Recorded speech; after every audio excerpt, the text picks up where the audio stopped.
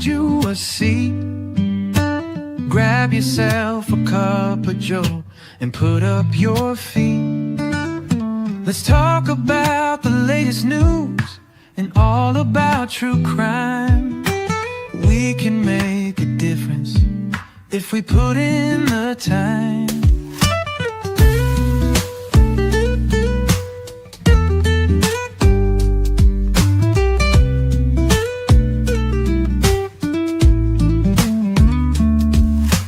Good evening, come and find you a seat. Grab yourself a cup of joe and put up your feet. Let's talk about the latest news and all about true crime.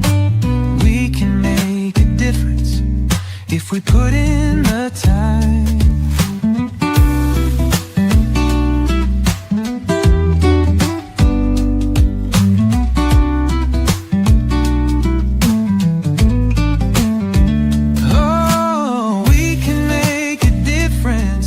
If we put in the time.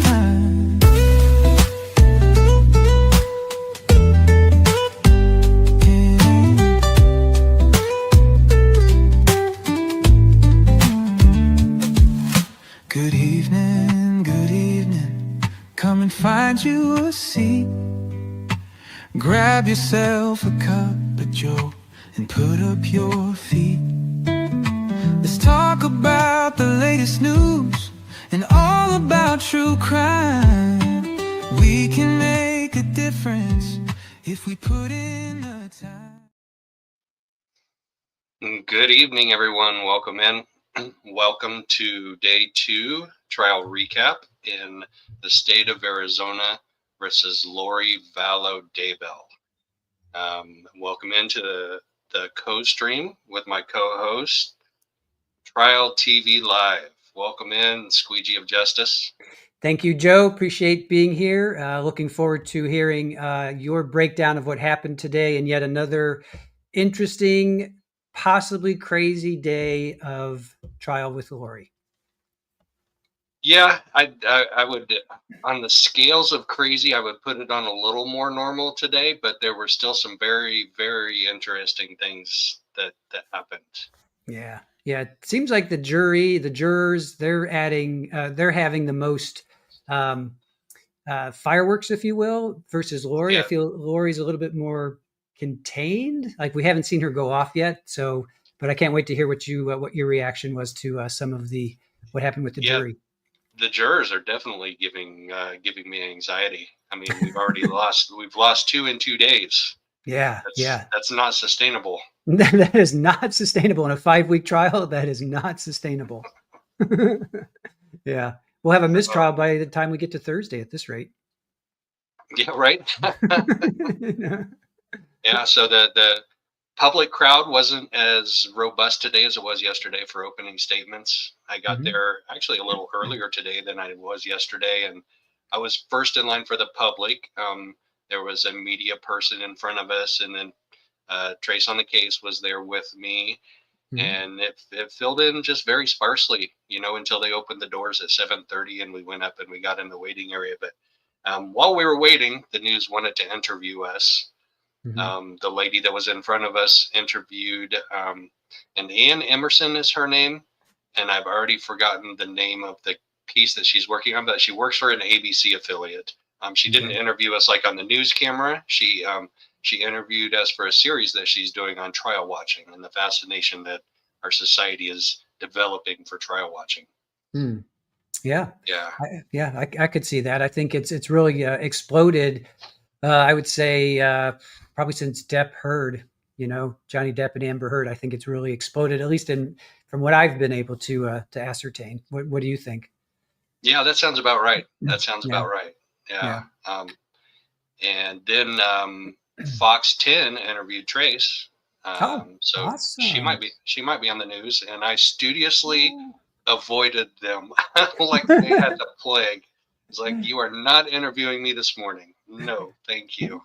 We saw your post on X, and I think I commented. I said, "Are you going to Are you going to go You said tap on the shoulder? you said it looks like they're looking at me, and they did several times. And they would like go up the stairs and point the camera towards people, and I would like walk the opposite direction. Just Just go like one of these. yeah, exactly, exactly. Nothing to see here. Right. And Yeah, then that's yeah, so awesome. through security up the elevators, sit down in the waiting, and I actually got some work done this morning while we were waiting. You know, we got that 2.5, 3 hour wait from when they open the doors till when the trial starts up again at 10:30 every morning. So Mm. it was good. It was relaxed. It wasn't. At one point in time, we had almost 2 empty rows of seats inside the gallery. So Mm. interest definitely waned after the opening statements. Yeah.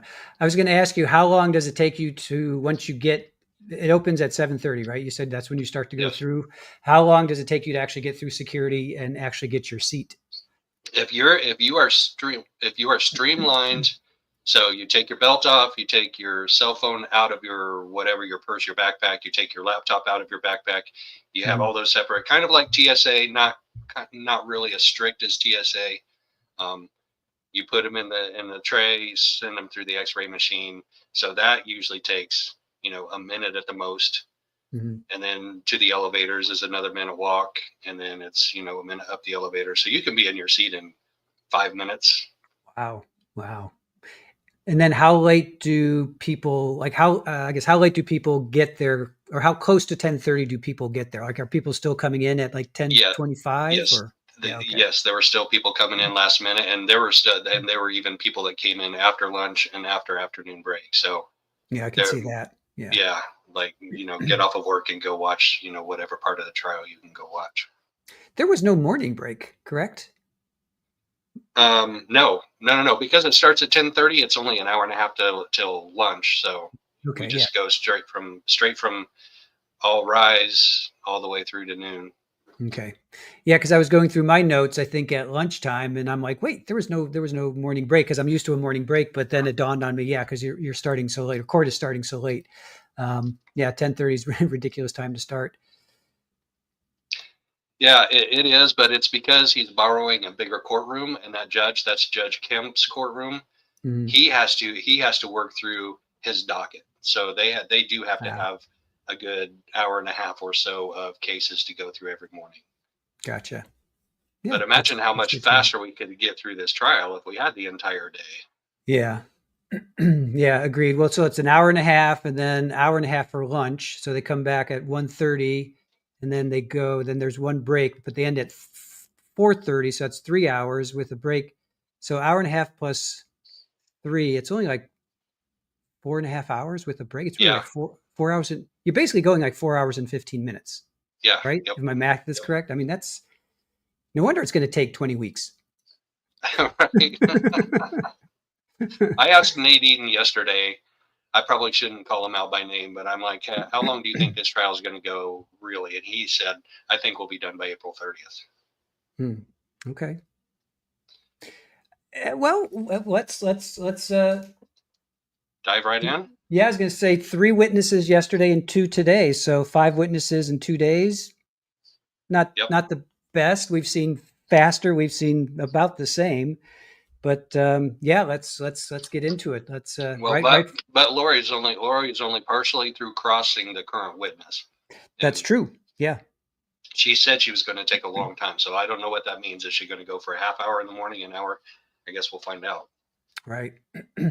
So right Uh, off the top, I was, we're waiting for the stream to kick in, and people were dropping in our chat, so and so said this. I'm like, no spoiler alerts. I said only I'm allowed to give a spoiler alert. right. So I said I'll go to our courtroom insider. Let me go to Joe. So I looked at your tweets, and I'm like, okay, so now I understand why there was a delay. So do you want to start us off with like what the heck happened? Oh, and then what happened to your post? I tried to find your post later in the day, and I couldn't find it. For real? Yeah, for real. That must be Elon. He figured out that my tweets are a threat. All right, let me. It's Okay, like, I'm there right now. So you pinned tonight's thing. 10 hours ago, much shorter line. Then you've got Lori asked for a sidebar 2 hours ago. Lori's once again trying to get in 1 hour ago, and then it goes to April 7th. It goes to yesterday. So that well, I tweet. think I think the way they're organizing it is weird now on Twitter. It's not organized chronologically like a thread. Mm-hmm. Because that's how I was posting. I would go to the last post every time, and then I would say add comment at the bottom of each one. So they Mm-hmm. should be in chronological order of when I posted them. They should be, but again, I'm telling you, and chat, help me, correct me if I'm wrong. I do not see. Well, let's talk about it. What was the first thing you tweeted, or what did you experience? Why was there a Okay. delay? Let's start there. Well, for starters, juror number 4 was excused from service. Like before the jury even got in there, the judge said, we have a juror matter, and Yeah. we're just going to go ahead and dismiss juror 4. And there was no discussion about it. There was no reason. There was no explanation. Just we're dismissing juror 4. So boom, there goes the second one. That was actually one of the female jurors. So now we're down to 2 female jurors out of the 14 that are left. Let me make a note of that. Was that do we know alternates yet? Have they've picked alternates yet or no? Not that I know of. Okay. I think I was asked about that the other day, how Arizona does it, and I would assume because it hasn't been in any of the court minutes that I've seen in any of the minute entries, I would assume they waited to pick who the alternates are, and that's probably a good thing, because what if 2 of the main ones are gone, then 2 of the alternates are already having to step up and know that they're the main ones. So they all need to think that they're the main jurors all the way through. Exactly. So we started with 13 males, 3 females. We lost a male yesterday and a female today. So we're down to 2 females and 12. Yep. Correct. Males. Okay. All right, I just want to update my notes then too. All right. 12 males. Right. Okay. All right. And then got it. Juror 16 has an issue. We need to talk to juror number 16. Yeah. And so they bring juror 16 in. This is off the camera. You can't record any of the conversations with single jurors. Judge has the camera turned off, and juror 16 comes in, and the judge says, I understand that you say that you remember seeing one of the videos that was displayed as evidence yesterday. So these would be the body-worn cameras of the 2 first responding police officers. And he said, yes, once I saw it, especially when I saw that part where the officer asked Lori for her driver's license, he goes, I remember seeing that some time ago on YouTube. Okay. And the judge, and he said, I didn't do any more looking into it. I didn't look at any more videos associated with this case. He said it was just kind of like a random true crime police type of thing that YouTube usually sends me. And I just went on to the next video that YouTube, presented for me or suggested for me. Okay. So he leaves the courtroom, and the judge says, I'm inclined to keep him. He seems like an honest, straightforward guy. It seems like, since he came to us to tell us this, that, we can trust that he didn't form an opinion about this, based on having seen the video before. And so, state concurred, defense concurred. Okay. Innocent, right? Innocent enough. Right. No harm, no foul. Right. As we heard that phrase, we heard that phrase today. All right, so that kind of delayed it for 10 or 15 minutes, roughly. Yeah, about 10 minutes. I have us the jury gets seated at 10:39, and Lori begins her cross of the firefighter/paramedic at 10:40 in the morning. Okay. You go ahead. You want to walk us through what happened there? Sure. She says, "Tell me what happened when you came in the house." He did an assessment. Did he have his shirt on? How did you recognize the gunshot wounds? What color was the shirt? So she's kind of probing him on how he knew that they were gunshot wounds and how he could tell he was bleeding if he was like wearing a dark color shirt. It's kind of a lame angle to me. He said he saw blood on the chest, but he didn't see any pooled blood. Did you see 2 bullet holes in the shirt?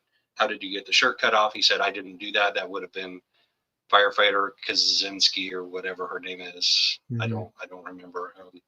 Yeah, close. I have Kaczynski, but yeah, close enough. Kaczynski. Yeah, something like that. Yeah. So she asked him about being a CPR instructor for 12 years. What years? Did you teach new and first time CPR people how to do CPR? Yes, of course I did. How many did you do? He said hundreds. Did you teach them about hand placement? Objection, speculation, overruled. Mm. The judge actually overruled one of Trina's objections in favor of Mm. Lori, like right off the bat. Right. Right. Probably got her overconfident because she lost quite a few later. Yes, she did. Um, so she says, well, what if you could only tell them about the hand placement and compressions, tell them about CPR, and you couldn't show them? Mm-hmm. Objection. That one was sustained. Then she Mm-hmm. goes, then she says, is it possible? It is possible. Compressions only. Oh, so then there was the discussion about compressions only versus breath and how CPR has evolved, like the discussion we had last night. So Mm-hmm. we have a very intelligent community. They schooled me last night. Mm-hmm. We just Yep. we just do Yep. compressions now. We don't do breaths anymore. Right. Um, and then she said, well, how many compressions would you do? And he said, well, you just keep going until help arrives. Right. Um, and then she asked another question. There was an objection about it being a compound question and the relevance, and that was sustained. So we don't even need to talk about that question. So how long, she asked him, and I think this is a very, very relevant line of questioning, and I'm not sure that she brought it home like she could have. Maybe she will in closing. Mm-hmm. But she had a chance right here on recross to dig into this more. So how long did you do chest compressions before you flipped him over? About a minute. And Mm-hmm. then they put the heart monitor on, and then they did compressions for another minute. And then 30 seconds. And then they did something else, and then they did chest compressions for about another minute before they called it. Mm-hmm. So there was about 3 total minutes of chest compressions going on there, interrupted between a couple of other activities. Oh, so Mm-hmm. one of them was checking the body for, like, they rolled them over, they looked at the back to check for, other wounds and Mm-hmm. other injuries and that sort of thing. That's when they Mm-hmm. noticed the 2 exit wounds. Mm-hmm. So yeah, in between that and putting on the heart monitor, there were 2 interruptions and about 3 minutes of compressions. After the third set, Captain Keller called it. Yep. Did you review the 911 call? No. Did you review the dispatch times? Yes. So he reviewed his dispatch times. He reviewed his testimony in Idaho. I didn't know he testified in the Idaho trial. He reviewed the charting, and the charting would have had the times Mm-hmm. of their actual activities, their patient intervention. Mm-hmm. But there was only one report, and that would have been Captain Keller's report. None of the individual firefighters or this gentleman prepared their own reports. Mm-hmm. How long were you on the scene? 20 to 25 minutes. Now let's talk about staging. Let's talk about your activities that day. So we staged, and then we did patient intervention, and then we did cleanup and restocking, and then we left. Did you see Alex on the curb? I saw somebody. Did you talk to officers? No, I didn't talk to any police officers. Mm-hmm. Did anyone ask you to look at Alex? No, no one asked. Mm-hmm. Have you spoken to the media? Objection relevance. Mm-hmm. And the judge wants to know what is the relevance of asking him this, and then they do a sidebar. Mm-hmm. And they come back from the sidebar, and Lori actually stands up and goes back and whispers in the ear and has a little consultation with one of her advisory council, which is the first time that I can remember that happening. And it's interesting to me that she chose the guy to go do that with, because Pam Hicks has been the one that has been her advisory council through all of the pre-trial hearings and everything. And it seems like all of a sudden she's been kicked to the curb. Yeah, you mentioned that the other day, I think. Yeah. Yeah. And in the forward table, so there's the forward table and the back table, which is where Pam Hicks and the other co-counsel or advisory council sit. And in the front table, sometimes it's the paralegal and the investigator. Sometimes it's one or the other. Today it was one or the other. It started out as the paralegal, and then the investigator came in, and the paralegal wasn't sitting there anymore. But there was a third empty seat. Either one of the advisory councils could have come and sat in that third seat up at the front table. I find it curious that neither of them is invited to. Right. So after the sidebar, she consults with the co-counsel, and then that subject is dropped. She doesn't get to ask that again. Oh, Joanne, let's see. There we go. Thank you, Joanne. Yeah, thank you. I love your handle, Joanne Jedi Platypus. I like saying that. Right? That's such a great handle to say. Yeah, it's a mouthful. Yeah. So she didn't get to ask that question. So she goes on to another line of questioning. Would you hesitate to do chest compressions on a bullet wound? And he says, I would not, or I wouldn't. Mm-hmm. So she's kind of digging into that. Tell me about the crack. That was funny. Tell me about the crack.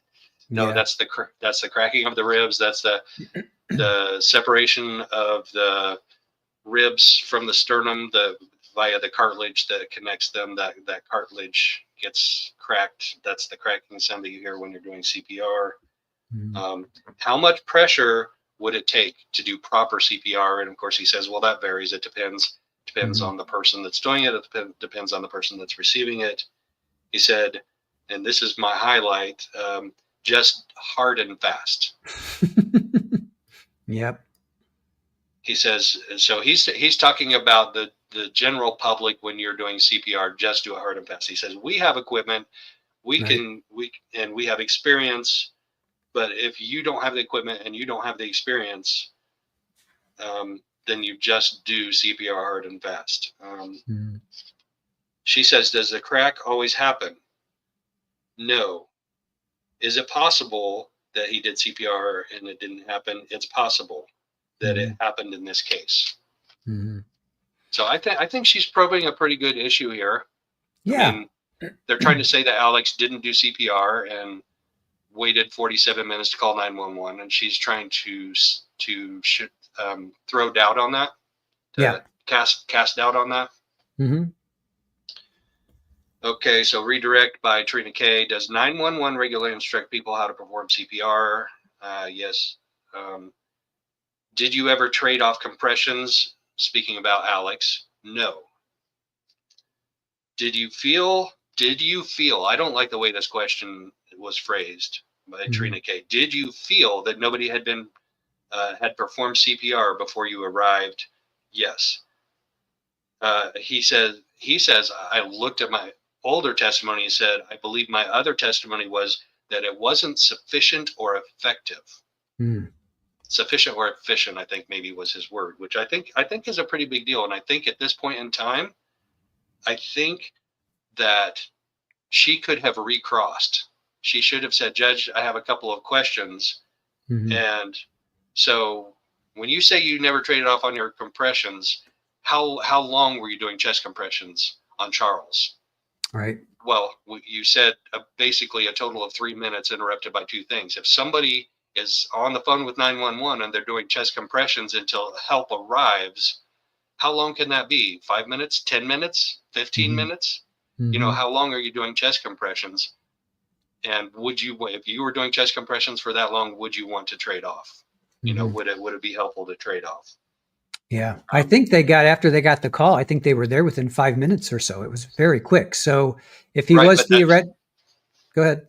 No. Go ahead. Finish. I was going to say, if he was theoretically doing CPR, then it would have been the 5 minutes because he's on the phone with 911. They kick him over to dispatch. Dispatch is starting to walk him through, and then within a couple minutes, law enforcement get there. So theoretically, he could be doing it for 5 minutes. When you've never done CPR, 5 minutes is a long time to do chest compressions. Yeah. Like you get wore out after like 2 minutes. 5 minutes is a long time. Yeah, I can get that. And then the 911 operator says, "Come out of the house with your hands up." I mean, you can't continue chest compressions at that point, and that'll come in future testimony here that I've got for, I think, Captain Keller. Okay. Yeah, there was a jury. Yes, there was a jury question that was not asked, and then the state called Captain Kent Keller, retired. We loved Captain Keller. Kentucky Fried Chicken. Oh, Kenny no Rogers. way! Kenny That was Rogers. my first thought. My first thought was Colonel Sanders, like a little heavier set Colonel Sanders. I mean, he played it off to a T. It was unbelievable. There wasn't a whisker out of place. I mean, he looked just like Colonel Sanders. Everybody's like, "Oh, now I'm hungry. Now I'm hungry. Now I need some Kentucky Fried Chicken." How are we He doing was, in chat? Are we keeping up with chat? I don't see any questions in chat yet.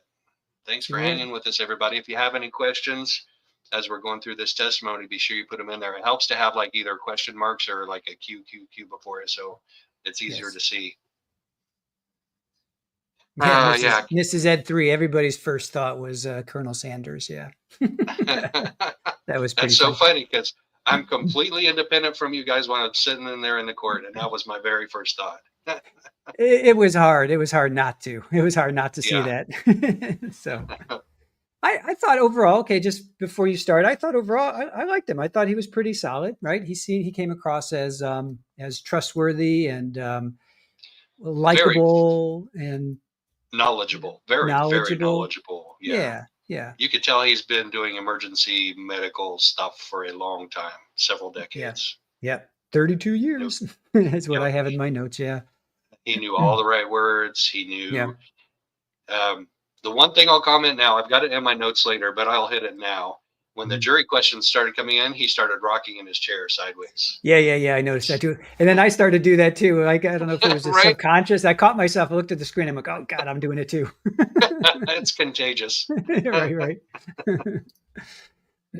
Okay. So he's retired captain with the Chandler Fire Department. What does the fire department usually do on a shooting call?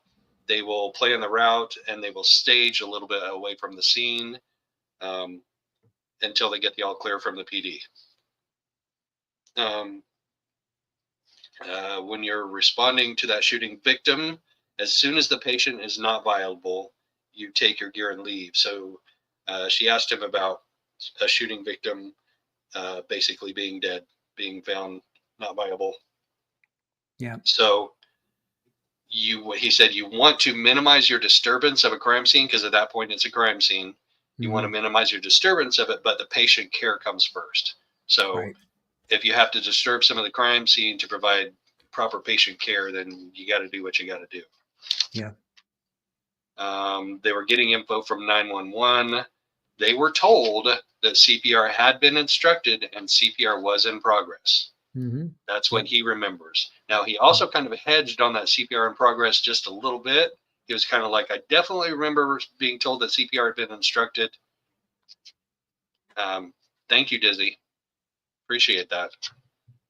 Oh, here we go. We got a question coming up. Oh, that's a good one. That is a good one. That's worth pausing on Captain Keller for. Okay.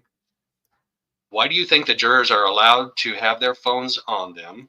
I don't believe I've ever known that to be allowed. I couldn't have mine when I was a juror. I haven't the foggiest clue. Yeah. I have not the foggiest clue. It just seems like it's a recipe for disaster. Yep. I don't think I've ever watched a trial, which isn't a lot, but I've watched a fair number, and I've never seen a jury be allowed to have their phones while they're sitting in the jury box. Usually they have to put them in a Faraday bag or leave them with the bailiff or not be on. So I mean, that's unbelievable. Yeah. So that's a little premature before we get to that, actually get to that part and that juror chronologically, but that's okay to bring it up now because that's a general question, not just one. But this is that same juror. Remember, I said was very nonchalant. I called him nonchalant, and he's the one that had his phone on that wall that caused that electronic ruckus that happened that interrupted court for like 30 seconds or so. Right. I mean, and I've talked to other people that are in the gallery too, and they all don't have like the highest opinion of this guy. He wore like a yellow, I wouldn't say trashy t-shirt today, but a very like unprofessional t-shirt today. And the jurors are allowed to dress casual, so there's no shade thrown at that. A lot of them do dress casual. None of them wear a tie like me. Yes, stylish. Yeah, but he was overly casual and he's overly nonchalant. So he's 0 for 2 basically. Yeah. Yep. Anyway, back to Captain Keller. We were told that CPR had been instructed. CPR was in progress. Knowing that CPR is in progress, means to me, as I'm a responding emergency medical technician, paramedic, or whatever, what have you, that that patient has a better chance of viability because they're getting oxygenated blood circulated to their body. Mm-hmm. So he entered the residence, noticed there was no furniture, only the patient, a baseball bat, and a cap. Mm-hmm. Eventually, through their medical intervention, he did also notice a spent round on the floor near the body. He remembers seeing one law enforcement officer in the house. The victim was laying prone. He saw the gunshot wound on the chest. He recognized that as a gunshot wound because there was a hole and there was blood. Yep. And then the pooling of the blood was just a small amount in above the sternum area, like in this. There's a word for that little thing, that little crook in your neck right there, and I forget what it is, but Mm-hmm. that's basically where the blood pooled on Charles. Gotcha. He said if adequate CPR had been given, there should have been more blood. This was in a response from the prosecutor. No one was doing CPR when we got there. Mm-hmm. And then what do you do when you first do your intervention with the victim? You check their pulse, you check for signs of life. In this case, there were none. So you begin CPR. Do you begin CPR every time in that condition? Yes. So in this case, Captain Keller was charting and directing. He wasn't doing actual intervention measures. When he was rolled, he helped to inspect the back. He noticed mottling and lividity. Mm-hmm. So mottling, that's mottling. Mm-hmm. Mottling is skin discoloring, blood pooling. Lividity is the blood pooling. So at this point in time, I think they're trying to intimate that that it's been a while since he was actually shot and died. Yeah. Before they arrive on scene. Lori picked up on that. I think she asked him, how long does it take? I don't think State asked that. I'm just kind of looking through my notes, right? I think it was Lori that brought up how long does it take for that to happen? Yes. Yeah. And she had that. I honestly thought she had some good questions for him. Yeah. I mean, I on a scale of like 1 to 10, she's like at an 8 for me. I mean, I'm mildly impressed, or maybe more than mildly impressed. I was expecting Daryl Brooks 2.0. I was expecting just a freak show, but she's kind of holding her own in my opinion. I mean, within reason, but I mean, she's right. she's not as bad as I thought it would be.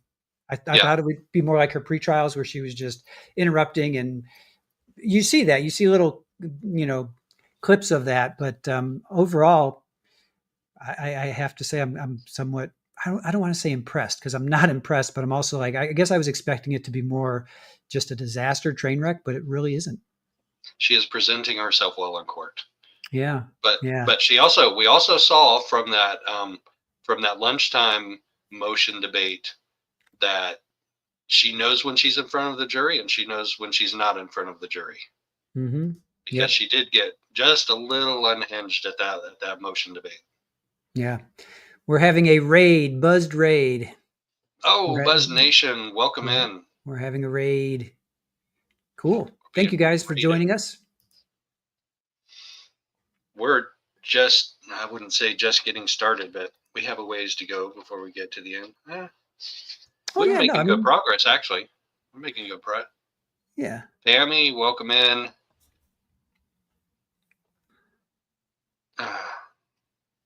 Yeah, Forrest, right? I think we can concur. I think we can agree with that.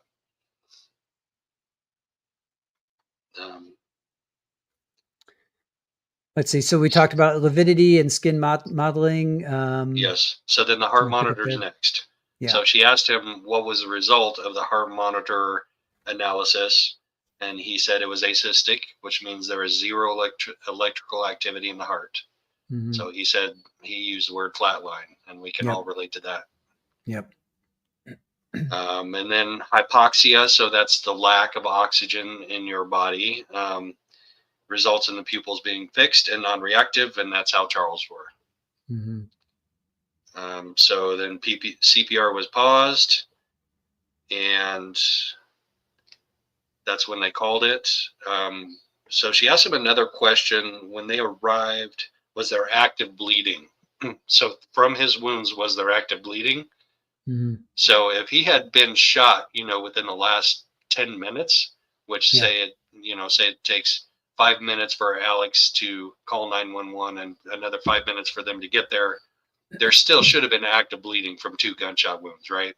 Yeah. And Captain Keller says, no, there was no active bleeding from his body. That tells me almost as much as anything else, like the pupils fixed and non-reactive and the other things, but the fact that there was no active bleeding from 2 gunshot wounds. Mm-hmm. Yes, Pokemon, I have a tie. I wore this to court today.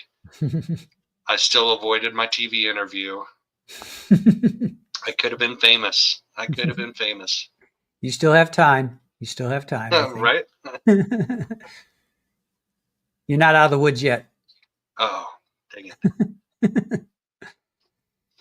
I should have just gone on it just so I could give Justin Lum a shout out. Be like, bro, I love your work. Because he works for Fox 10 too. Gotcha. Yeah, sure. Why not? You'll get to know them if you don't already. You'll get to know them. Well, Justin's not attending court, so he's been to all the pre-trials, but he's doing like a live stream thing now where he's.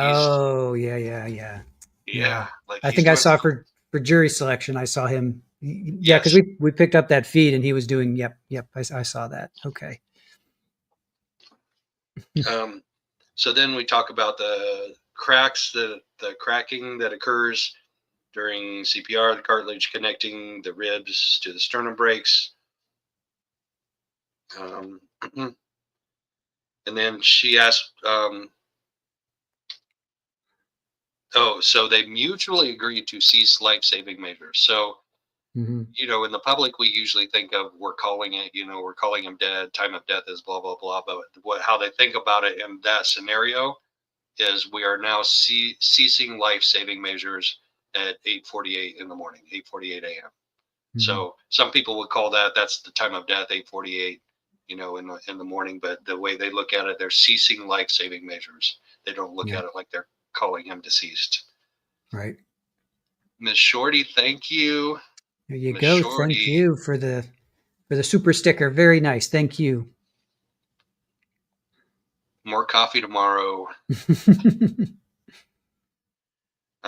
But when they agreed to cease the life-saving measures, he said that Cowden. So Cowden is a paramedic also, and he said they consulted with each other and they both agreed that it was time to cease those life-saving measures. So what did you leave behind? We left behind the defib pads, the EKG things that they stick. Electrodes. The electrodes, yes. Yeah, thank EKG you. Electrodes, sure. And CPR puck. When you left, did you notice a man? Yes. Did you notice if this man had any injuries? No. If you had been asked to provide medical assistance, would you have? Yes. And then, did you see a woman, a female adult, and a female minor? Yes. Do you recognize either of them in the courtroom today? Yes. And he points out Lori Daybell and says the gal in the blue blazer.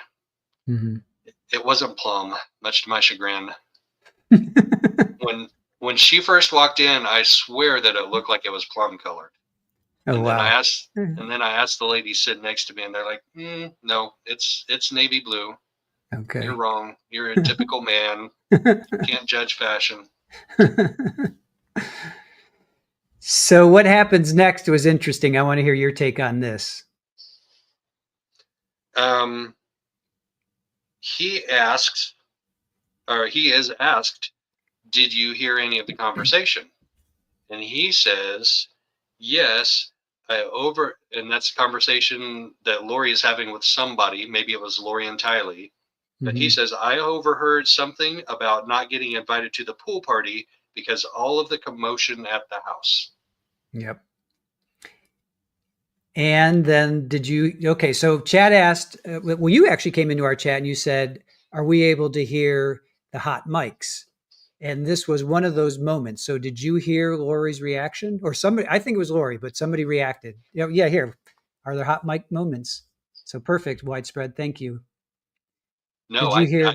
we could not hear any of that. No. Okay. Because we can, thankfully. Okay, so Lori says, what? Like, what? Yeah, Lori audibly said, what? I think it was her. I can't imagine it was anybody else because it was a female voice, and I'm pretty sure it wasn't Trina K because she was asking the questions. So, yeah, so Lori said, what? So I had never heard that before. Had you ever heard that before?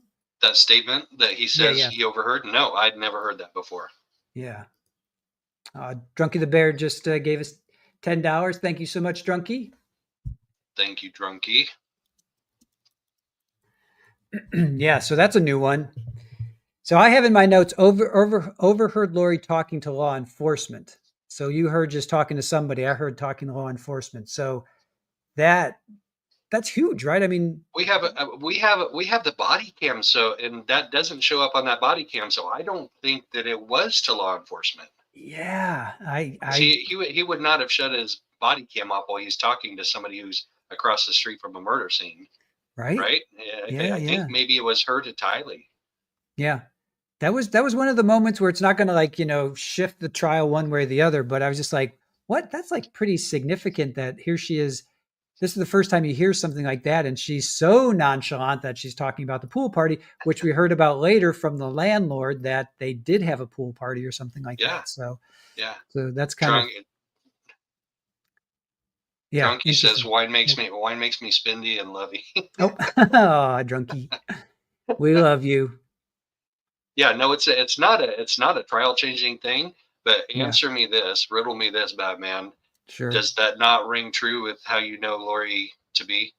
Yeah. Is that not something that you can hear her saying?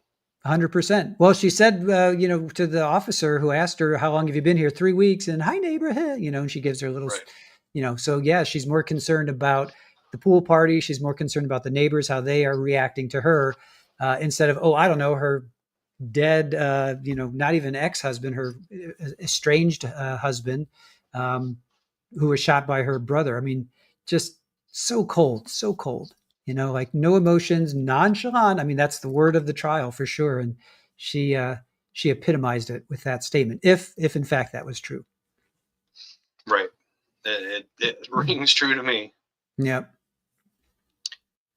Okay. So now she gets to cross Captain Keller. Mm-hmm. She asks him what is staging. He answers. She says, how far away were you? A couple houses down. Yeah. Something like that. I'm not sure where she's going with that line of questioning. Yeah, can you explain staging? I'm not really sure. That were my notes. I mean, she threw in all, you heard those, right? I'm sure you heard. Yes. Yeah.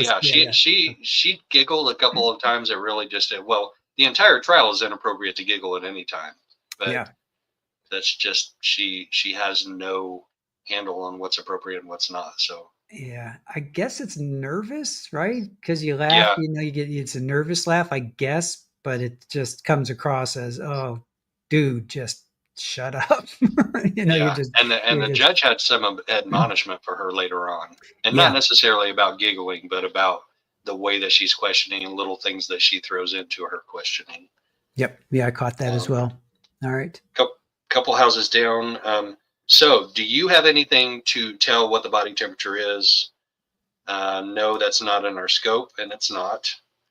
Now, can I ask you a question? Because you said you were trained, right? Paramedic. Oh, and I was really happy that, I guess, was it Mr. Keller? He explained what EMTB is? Basic. EMT basic. Yeah. So EMT advanced. Yeah. Yeah. So when he said that, I'm like, oh, I know what that means. I know the difference now because of Joe told me yesterday. Okay, so why don't they take body temperature? That seems like such a basic, simple thing. Why don't they take body temperature? Because they're interested in life-saving interventions. Taking it. Okay. There's a difference between taking your forehead body temperature to check to see if you have a fever and taking an internal body temperature to evaluate cause of death. Okay. I guess if I were him, I probably would have known the difference, because I guarantee they have the ability. They have a regular body thermometer to take body temperature of one kind or another, whether it's the forehead thing or the ear thing or whatever it is. They have a thermometer to take your external body temperature, but not your internal body temperature for, evaluation of, time of death type of thing, because that's the medical examiner's job, not a paramedic or EMT's job. I'm thinking, and I appreciate that, but I'm thinking more like if somebody's in a frozen lake, don't you want to know their body temperature? Or if they're in Arizona or New Mexico, it's hot, don't you want to know if they're like, or they're found in a car? Don't you they judge want to that know with you judge that with the external body temperature and other symptoms too. But they don't take body temperature. They don't. Yeah, external body temperatures with a regular thermometer. They do have that. Yeah. Oh, I have. Do you use any instruments to obtain body temperature? He says no. Would that help? I'm not trained, and it's not in our scope. I think because he immediately went down the path of thinking the medical examiner's internal body temperature, like when they check the liver temperature and that stuff. Okay. But they do have thermometers like we have in our medicine cabinets, or they have better ones than we have. But yeah, I figure like that little gun that they point at your forehead or whatever. Yeah, like if and fire departments get more medical runs than they do house fires and car fires and all of that stuff. Like some agencies, like a 10-to-1 medical calls to other calls type of thing. It's so yes, if you get a medical call to a child that's, in medical distress, you're going to go in, and one of the first things you're going to tell is body temperature. Yeah. That's blood pressure, body temperature, right? Pupils, heart rate, pulse ox. Yeah. Okay. All right. Cool. All right. I'm learning so much. I love this. Yeah. So I think he immediately went down the path of thinking that she was talking about internal body temperature. Gotcha. Purposes of time of death. Okay. Then she asked him about modeling. Would you say the modeling that you observed was in progress or was beginning? And he said, well, I would say it was in progress. Mm-hmm. And then she said, well, how long had that been going on? Possibly a few minutes. He admitted to it could possibly have been going on a few minutes, which to me is a really inexact, imprecise answer. And I don't know if I would have given that answer. I would have preferred to say, I can't tell, I don't know. Right. And then she asked him about lividity. Does that begin immediately? He said, I would say so. And that's all I have about the lividity and modeling. Mm-hmm. I just have, does medication affect that? He says, I can't say. Oh, yep. Right. So, yeah, that's the only thing. So maybe she knew that Charles was on some type of blood thinner medication or blood pressure medication. Right. Then she asked about dispatch. Did you know that he was told to come out of the house? No, we wouldn't have heard that. Do you know for a fact, this is an excellent question, do you know for a fact that CPR had been or had not been given? And he said no. That's a really good question in my mind. Yeah. I would have probably asked that from Cowden too. Because the state did ask him about whether he saw signs of CPR. So she should have asked him that. Maybe she thought about that overnight, but she had cross this morning, so she should have asked it this morning on cross. Yep. And then I have redirect. Do you have anything else before redirect? No, you're good. All right. Have you seen modeling in people whose heart has stopped beating recently? I'm paraphrasing. No. So he's seen a lot of deceased people and people whose hearts have stopped beating recently. And he's saying for those whose hearts have stopped beating recently, he has not observed modeling. Is the only way to tell if CPR has been performed witnessing it? So she asked him, how are there other ways to tell if you didn't see it yourself? He said, well, no, if officers arrived on the scene and they observed CPR being performed, then I could tell from them. That's not the answer she wanted. So she goes, and if I were Lori, I would have objected to this because I think it's a little bit leading. Are there any more ways that you could tell? And he said so many things for a minute, and he's like, what is this lady trying to ask me?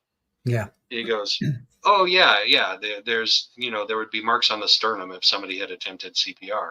I'm like, Mm-hmm. no, that's not what everybody's been saying all along. Like, you're just Mm-hmm. giving her the answer she wants because she keeps asking for it. Right. So I don't know if that objection would have been sustained, but I would have at least got that objection on the record. Yeah, tried for it for sure. Yeah. All right. Now we get the 4 juror questionnaires. Yes. From juror number 15. They all came from the same juror? Yes, and we don't know that until after the jury gets Okay. dismissed and juror 15 gets called back in. Okay. I won't jump the gun then.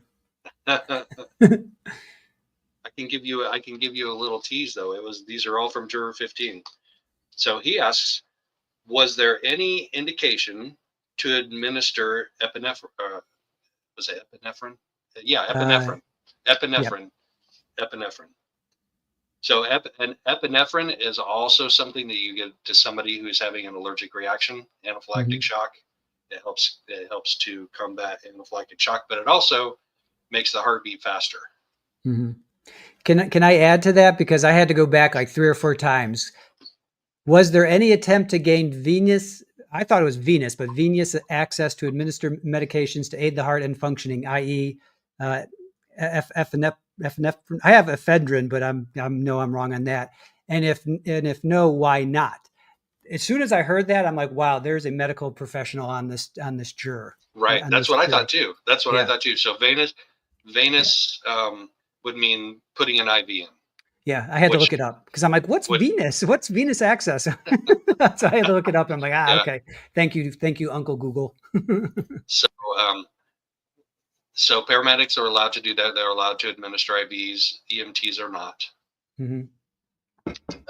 And then he says, no, that was not indicated in this case. Epinephrine was not indicated in this case. Yep. Was ACLS protocol followed? And he goes, yes. And I'm just curious why he went, yes. Just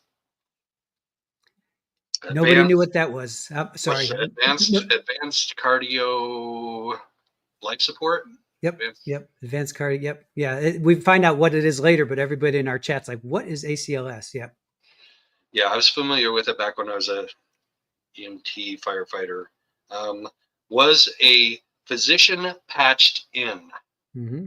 That's a weird phrase for somebody just to pull it off their head, because patching in.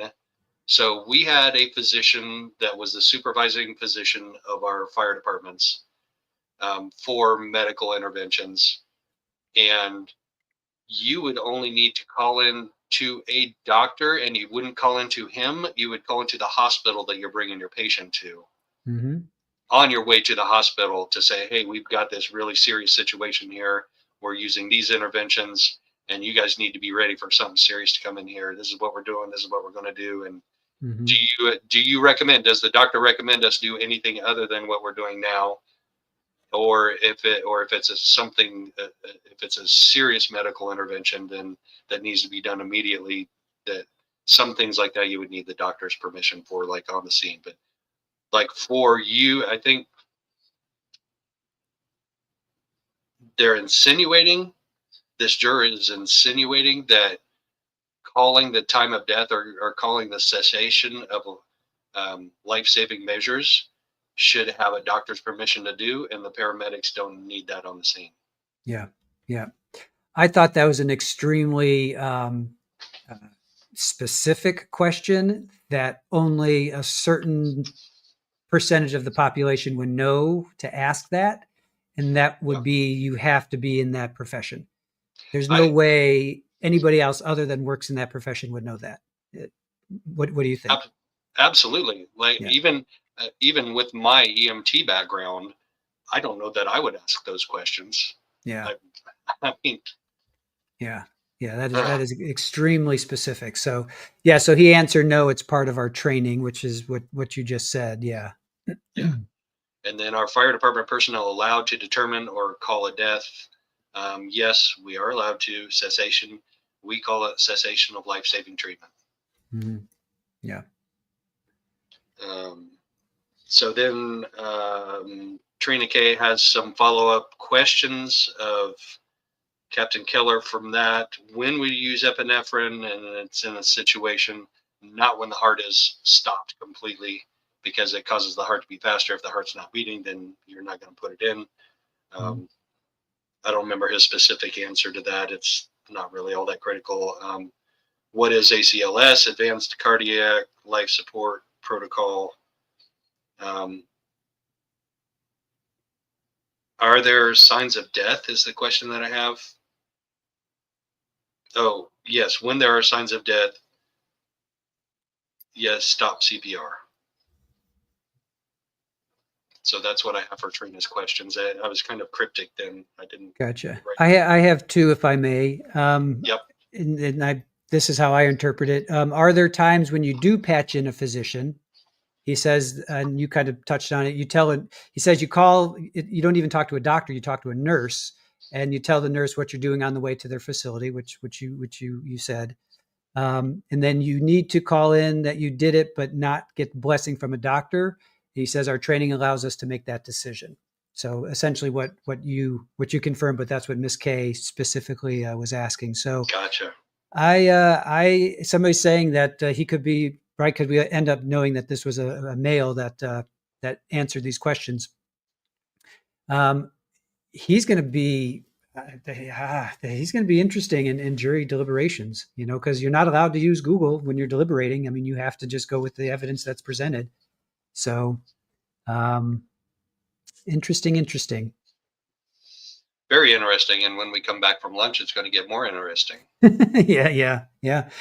This for lack of fireworks from Lori's side, there's been, I think the jury actually, right? The jury's had more. It's causing me so much stress. Like all of this work everybody's putting into this, and Lori's putting in so much work to not destroy the case on her own and not destroy the trial on her own and cause her own mistrial. The jury is just like, and we were so impressed with them when they were seated. Like Judge seated them in 3 hours, and they were all like they had all bought in, and all of a sudden, boom, they just start falling off like boom, boom, boom, boom. Right. And I hope at some point it stops. Right. Here's a question from Nan R. How did the jury react to Lori when she's snarky? I don't see a lot of jury reactions to much of anything. The only thing that I personally didn't witness, but somebody that I talked to at lunch said that they saw, and it was two ladies, so they both saw it, was regarding this same juror 15. That when Trina K and Lori were having a back and forth about one of the objections, he was sitting there shaking his head when Lori was making her arguments. So that gives me pause. Like immediately, that gives me pause. Wow. How about, does the jury respond with facial expressions when Lori giggles? I haven't seen any. Yeah. They're a very stone-faced jury for the most part. They really are. All right. And I sat where I sat today, I could see them fairly well. I mean, the ones that are way back in the corner are hard to see from anywhere, but at least I was like on the diagonal from them, so I could see more of the jury today than I could yesterday. I intentionally sat that way all the way over the left-hand side behind Lori, so I could see more reactions. And I got to see more of Trina K too. And this was a funny observation. When Lori is up there doing her thing, when she's cross-examining a witness, Trina K sits at her desk like this. Like she's just waiting to pounce on Lori to make any kind of a mistake. Like it just reminds me of some kind of an evil villain. And she's not an evil villain. I'm just saying, the movies where they're like, Mr. Burns, doing one of these. Yes, right, yeah. Yeah. I saw that today, and I didn't see it yesterday. Right. That's a good question from me, Cazador. The age of juror 15? He has completely white hair, and I believe he's retired from the city of Mesa or the city of Gilbert Public Works Department. I would guess 60-ish.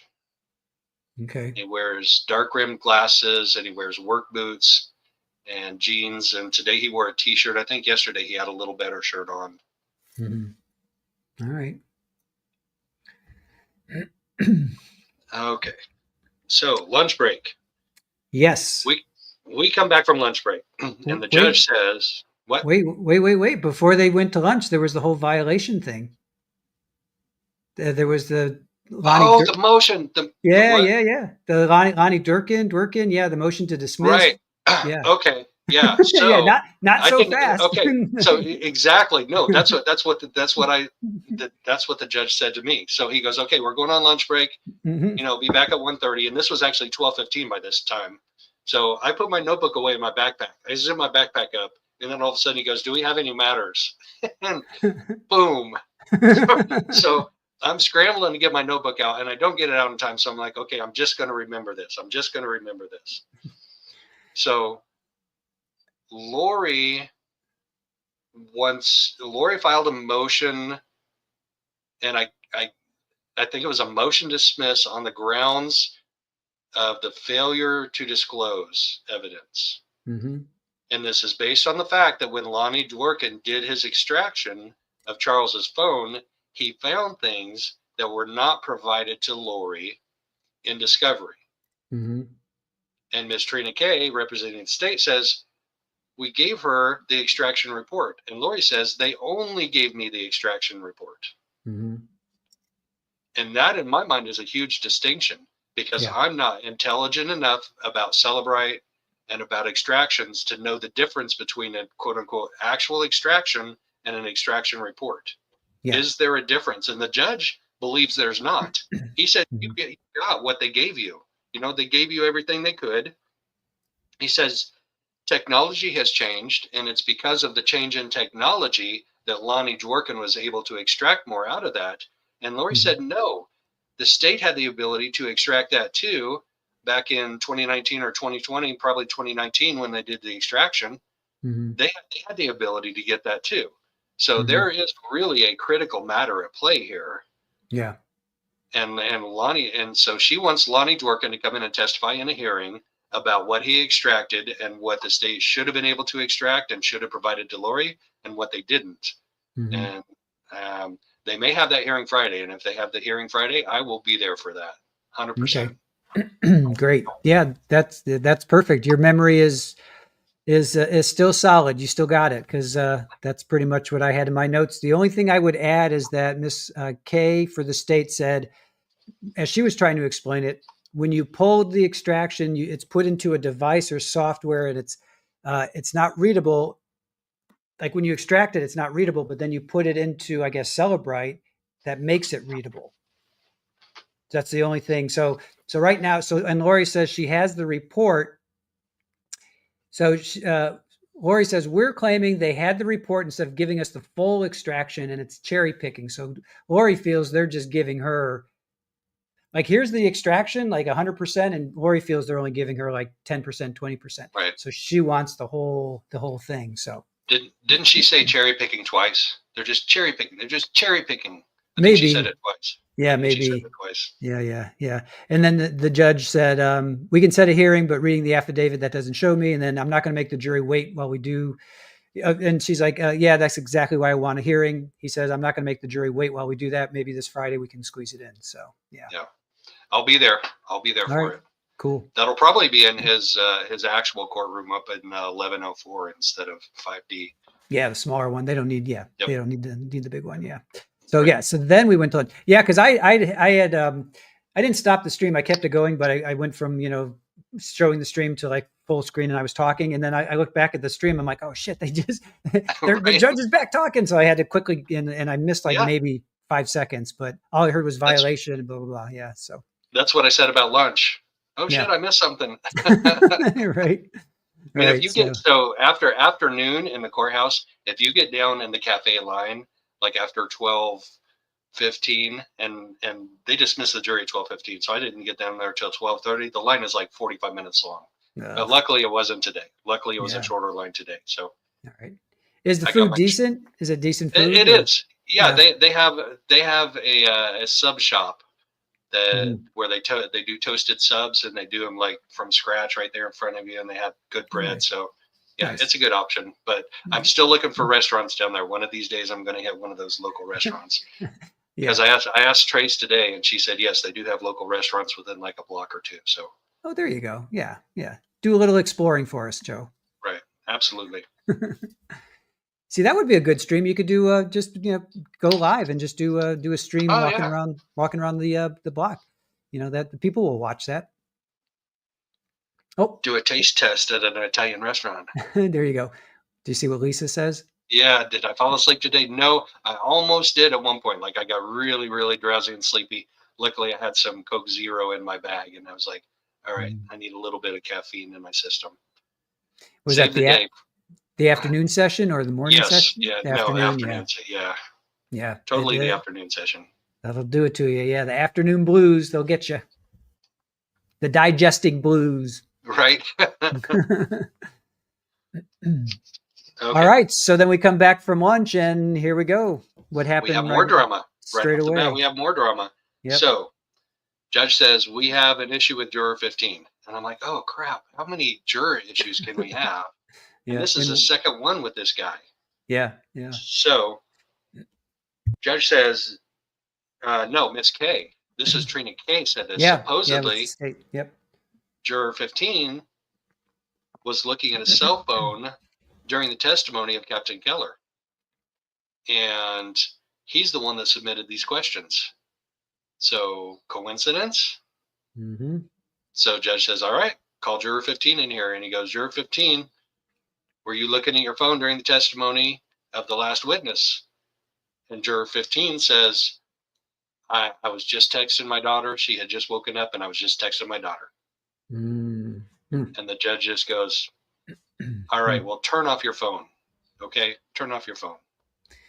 Right. Yeah. Because again, did you guys see that? Did they air that? Nope. Oh, okay. All we got was what you just said. Juror 15 was looking at the cell phone during testimony. Then he put a question in the box, and we had very detailed questions. Judge says the guy with white hair and glasses, and let's bring in juror 15, and then that was it. So it's in the middle of testimony, and he's texting his daughter. Like, yeah. What is going on? Judge Boreski, what's going on? Yeah. Like, get a hold of your jury. Well, he already knew that he had his phone with him because he's the one that caused that electronic disturbance. Yeah, so at that point in time, judge should have said, turn off your phone, leave it back in the juror room, put it in the juror lockers or whatever they have. I don't know what they have, but you shouldn't have your phone on and accessible in the middle of the trial in the jury box.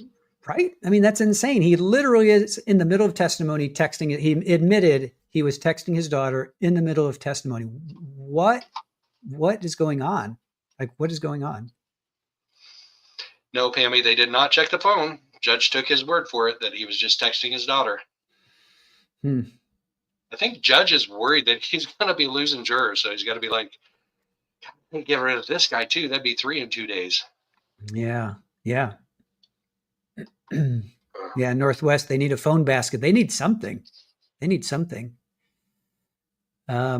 Just Shamrock asked, what was the electronic disturbance? That was yesterday. You want to touch on that? Because it was the same juror. It's the same guy. Yeah. And we didn't know that at the time. Just in the middle of witness testimony, the one of the witnesses, we got this weird synthetic electronic bouncy noise vibe that just took over the entire courtroom, just woo, boo, boo, boo, boo, boo, woo, and just made some weird noises. Yeah. And nobody knew where it came from. Judge was looking around, bailiffs were looking around, the gallery was looking around. I was going, it's not me. Come to find out, he had put his phone up next to some type of an audio thing in the wall in front of the jury, and it picked that up from his phone. Yeah, right. My sound effects Pokemon. I'm such a great sound effects person. Don't quit your day job. Yeah, thank you. Good advice. Yeah, it was the portal. Yes, it was the portal. Chad was coming through the portal. I honestly, that thought crossed my mind. Not like it's a real thought, like we're really getting portal, but I'm like, we're hearing these weird noises, and Lori's in the courtroom. I mean, is she going to disappear? Pammy with the pole dancing.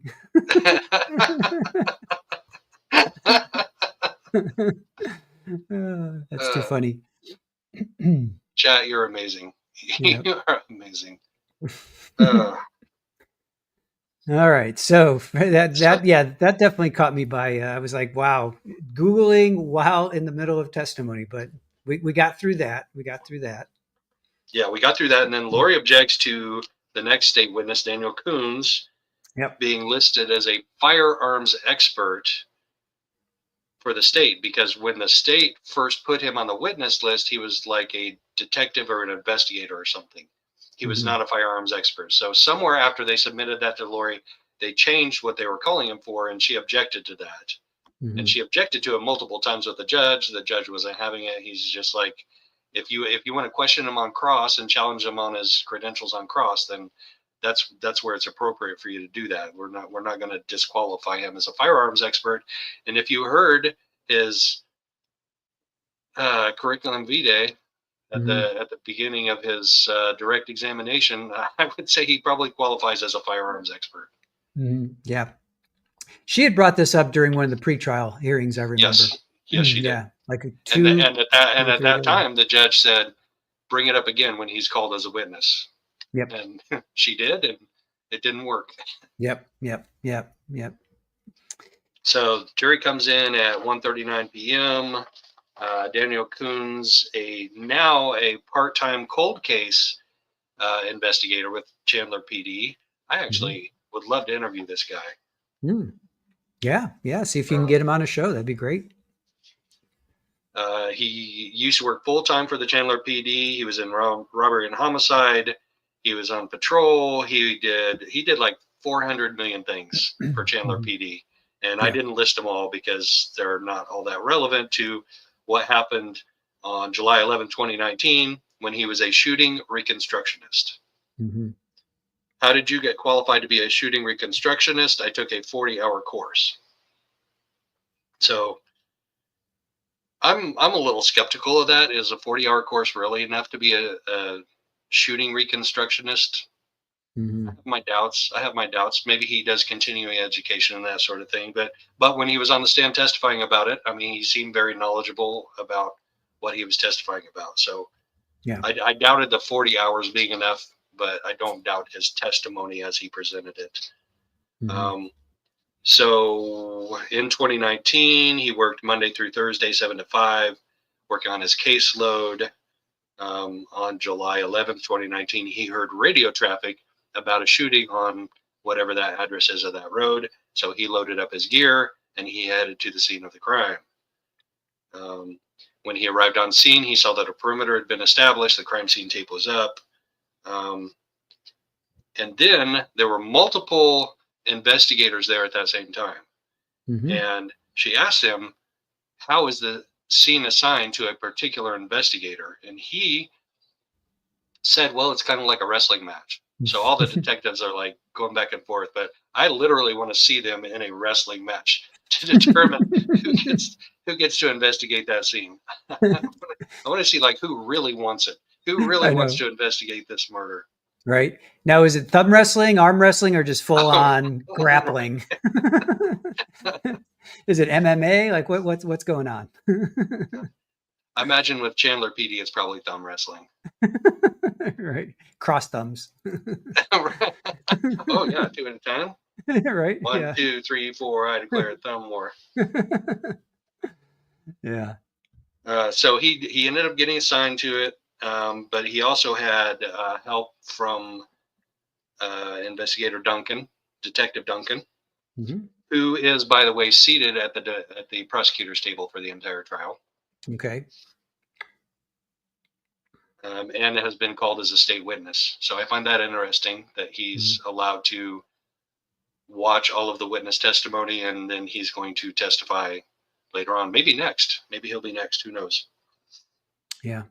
There was also a crime scene tech that was called out. Lori actually asked for the name of the crime scene tech, which Trina didn't do.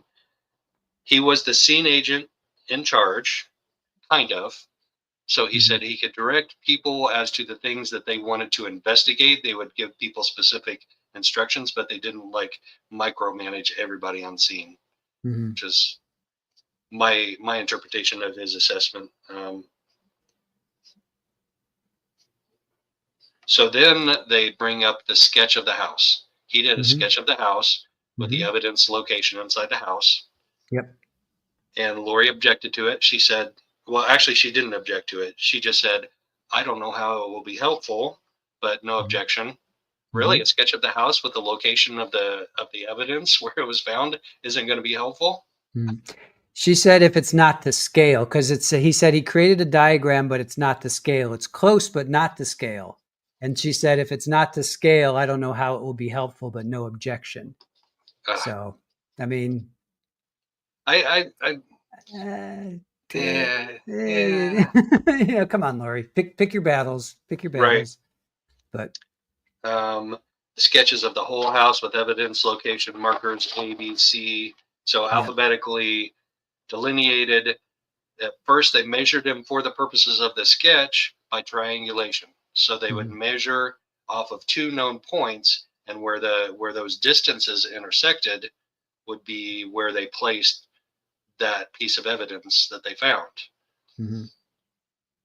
I immediately had a problem with this because I know a lot about measurements and accuracy in measurements, and 2-point resection is a highly inaccurate method. And then if you're say measuring the location of the bat, where are you measuring the bat? Are you measuring one end of it and then the other end of it? Are you measuring to the middle of it? You know, good points. Yeah. How accurate is this sketch? And if I were cross-examining, that would be the first question that I would ask him. What is your level of accuracy in this? Plus or minus a foot, plus or minus 2 feet, plus or minus 5 feet? Like, can you determine that? Are you qualified to determine what your accuracy is? And he's not. I mean, he can make a guess at it, but that's where I would attack him. Excellent. Yeah. Didn't even think about that. But good. Then he brings out the lizard Q. Yes. He destroys my argument. Totally destroys my argument. So, you've heard of the lizard Q? I had not before this. I know about Faro scanning, and it's very similar to Faro scanning. Okay. Except it's not done with laser scanning. It's done with photography and 3D photographic model creation. And I've known about that for quite some time. And they actually do that with aerial photography. They will create terrains, 3D topo terrains with just with regular photographs, aerial photographs. Now you have to have them rectified. You have to have them baseline justified and all of that. But apparently this lizard Q does that, because I was really impressed with this 3D model that they created from this lizard Q. Yeah. I had to Google it, and I found their website, and I was like, wow, it's pretty cool. It's pretty robust what it does. Yes, absolutely. Yeah. I did too. I was sitting in court. I Googled it in court. And I'm not a juror, so I didn't have to get in trouble with the judge. Right. So apparently it's a camera and the software. It's not just one or the other. It's both. Is that what you found? Yeah. Well, the software processes the photographs that the camera takes. So it takes a whole bunch of photographs, and then the software processes it and produces a 3D model based on those photographs. Yeah. Now the globe thing is kind of puzzling to me. I'm not sure what they mean by globes. I need to look into that more, because they said we created a globe of the house, and I'm like, the house isn't a globe. It's like a rectangular with triangles on top thing. Maybe 3-dimensional, because in my notes, it's from the website, it's 360, 180 HDR panoramic imaging. So maybe when you said a globe, maybe it's like they literally, instead of it being squared off, it's like just think of the house in a big sphere, if you will. Maybe that's what he meant. Yeah, I don't know. I'm just speculating. Objection, speculation. Yes, and at the same time, it takes the photographs, which are also preserved for record. So it creates a 3D model.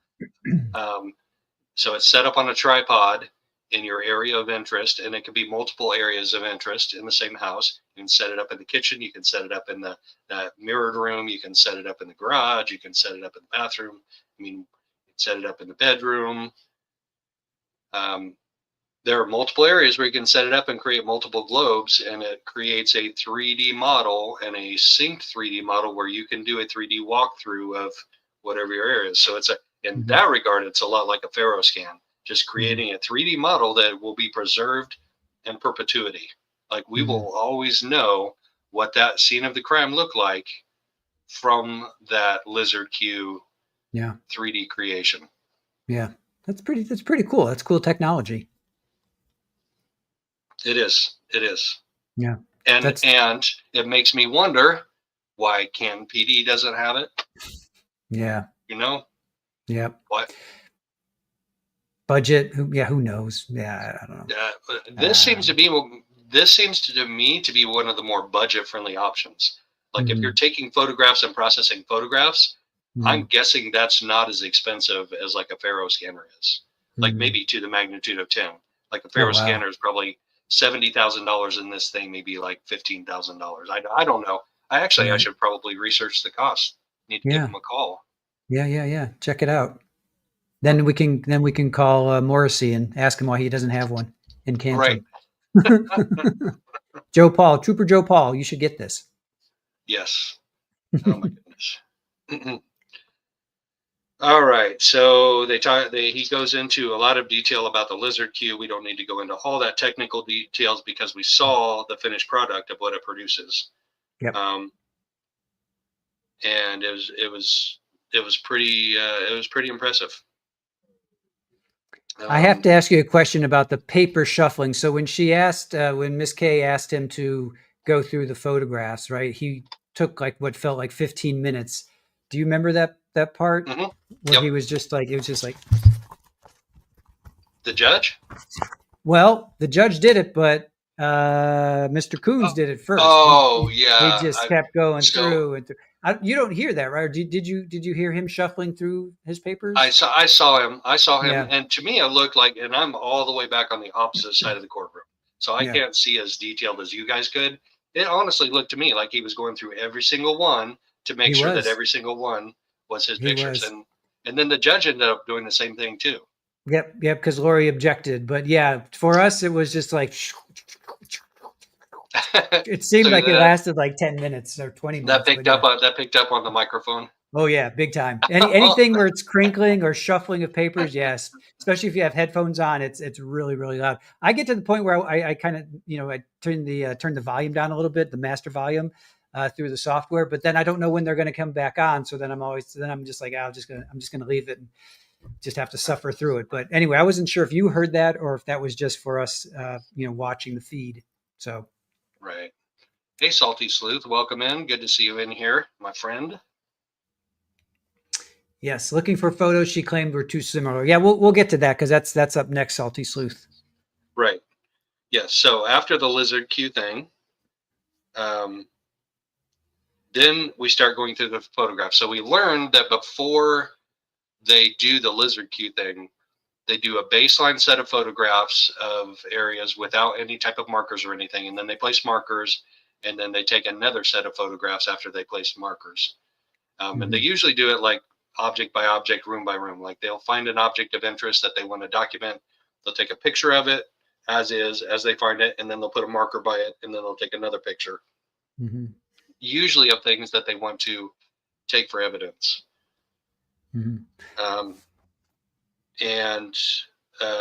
So he describes this process of photographing the scene, photograph it, put a placard down, photograph it again. And then he says something that to me, go ahead. I have a question or I have a point. So here's another moment where we heard Lori's hot mic. Did you hear this? So he was asked, and he said he still utilizes photos because Lizard Q's restriction is just from that camera. So he says he still uses traditional photographs, which you're describing, but then the Lizard Q has restrictions because it's just from that camera. And you hear somebody go, "Oh my gosh!" So did you happen to hear that? Did not hear that. Okay, so she's saying it low enough that you're not hearing it, but obviously her mic is still turned on. So I thought, and chat picked up on that as well, like, did she think she had a moment where, there's a restriction on this technology that they're using, or nothing ultimately came of that, but she obviously had a, oh my gosh moment. So I wasn't sure if you heard that or not. Well, he has a good point because it's from a fixed point. And if you just stand in one place in a room, even if you turn all the way around in a circle and look up and down, in a sphere, you're only going to see a limited amount of things. You take 3 steps around the corner and you're going to see, 100 new things. Right. Which was kind of the point that he made. Yep. Okay. Okay. So photograph, placard, photograph again. So then he said something that I have highlighted in red. Oh, wow. What is it? It was talking about taking the evidence and preserving evidence and using gloves and that sort of thing. And he said about this scene, in this case, it was not DNA critical. Yeah. Did you write that down?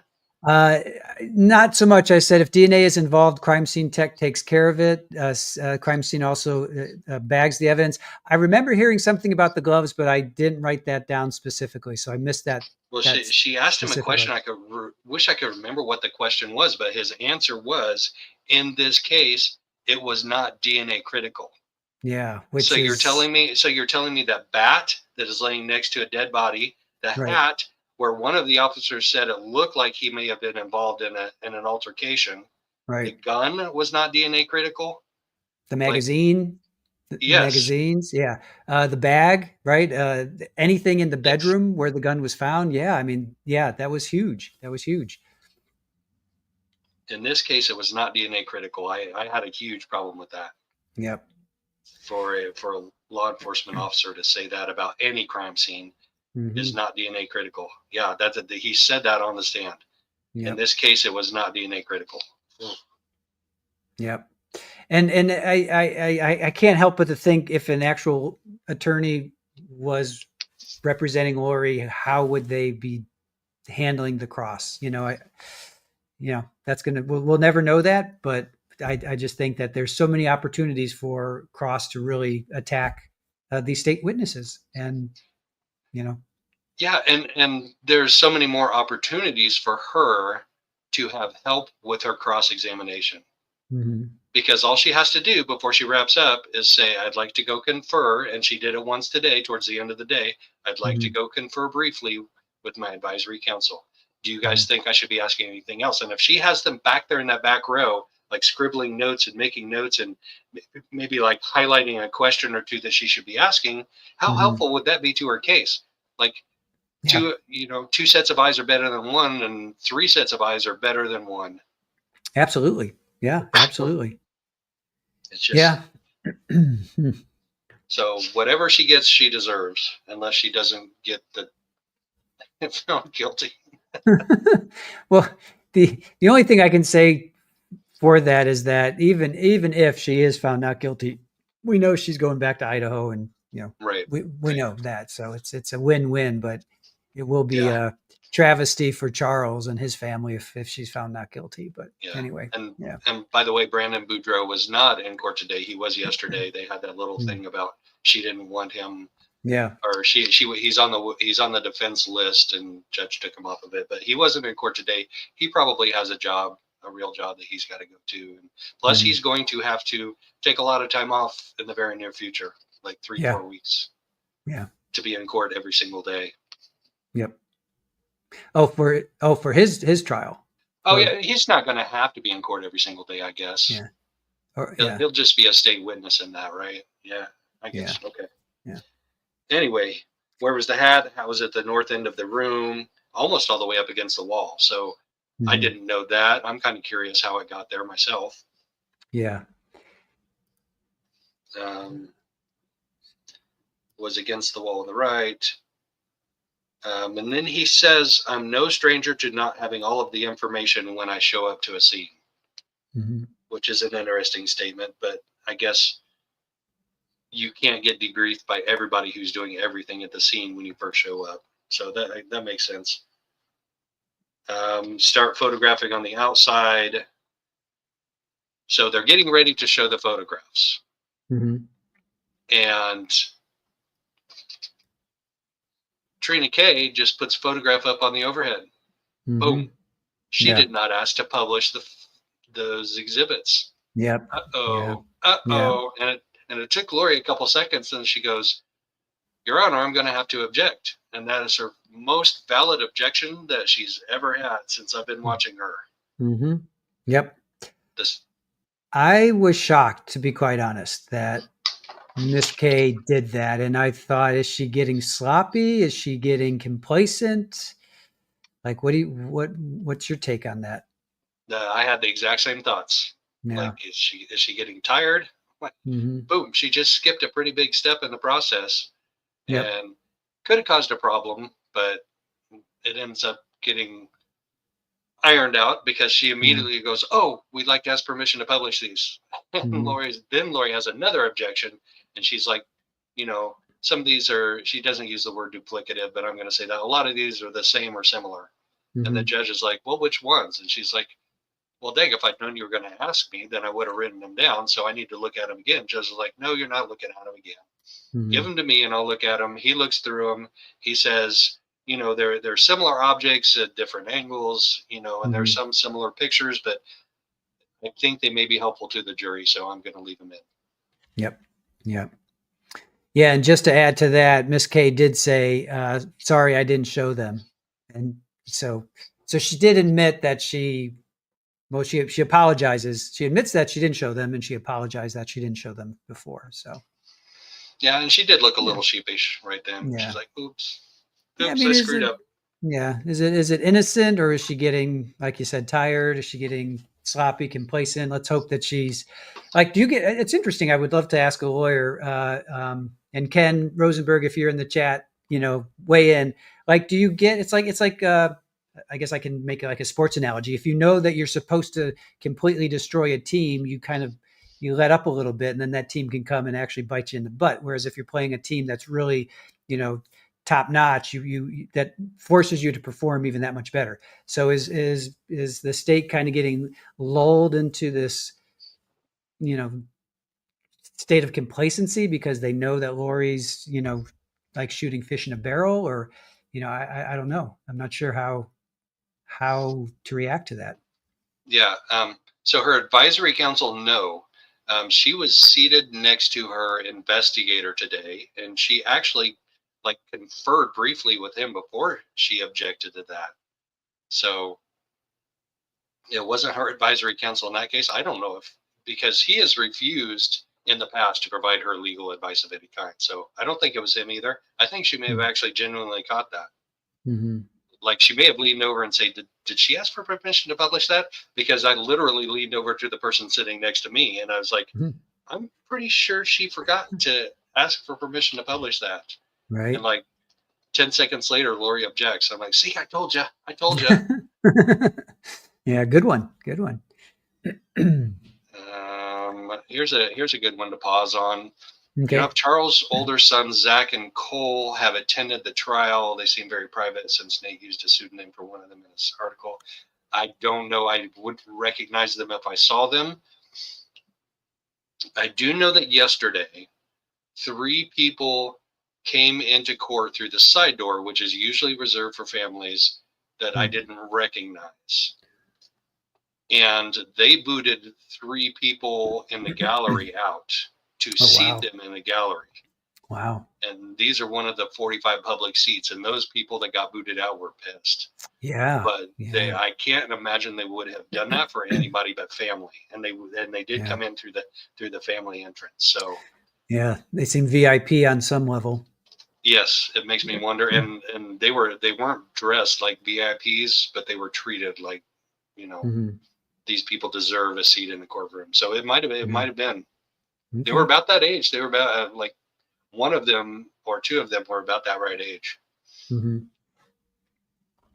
Okay. All right. So then the objection is overruled. We start looking at the photos.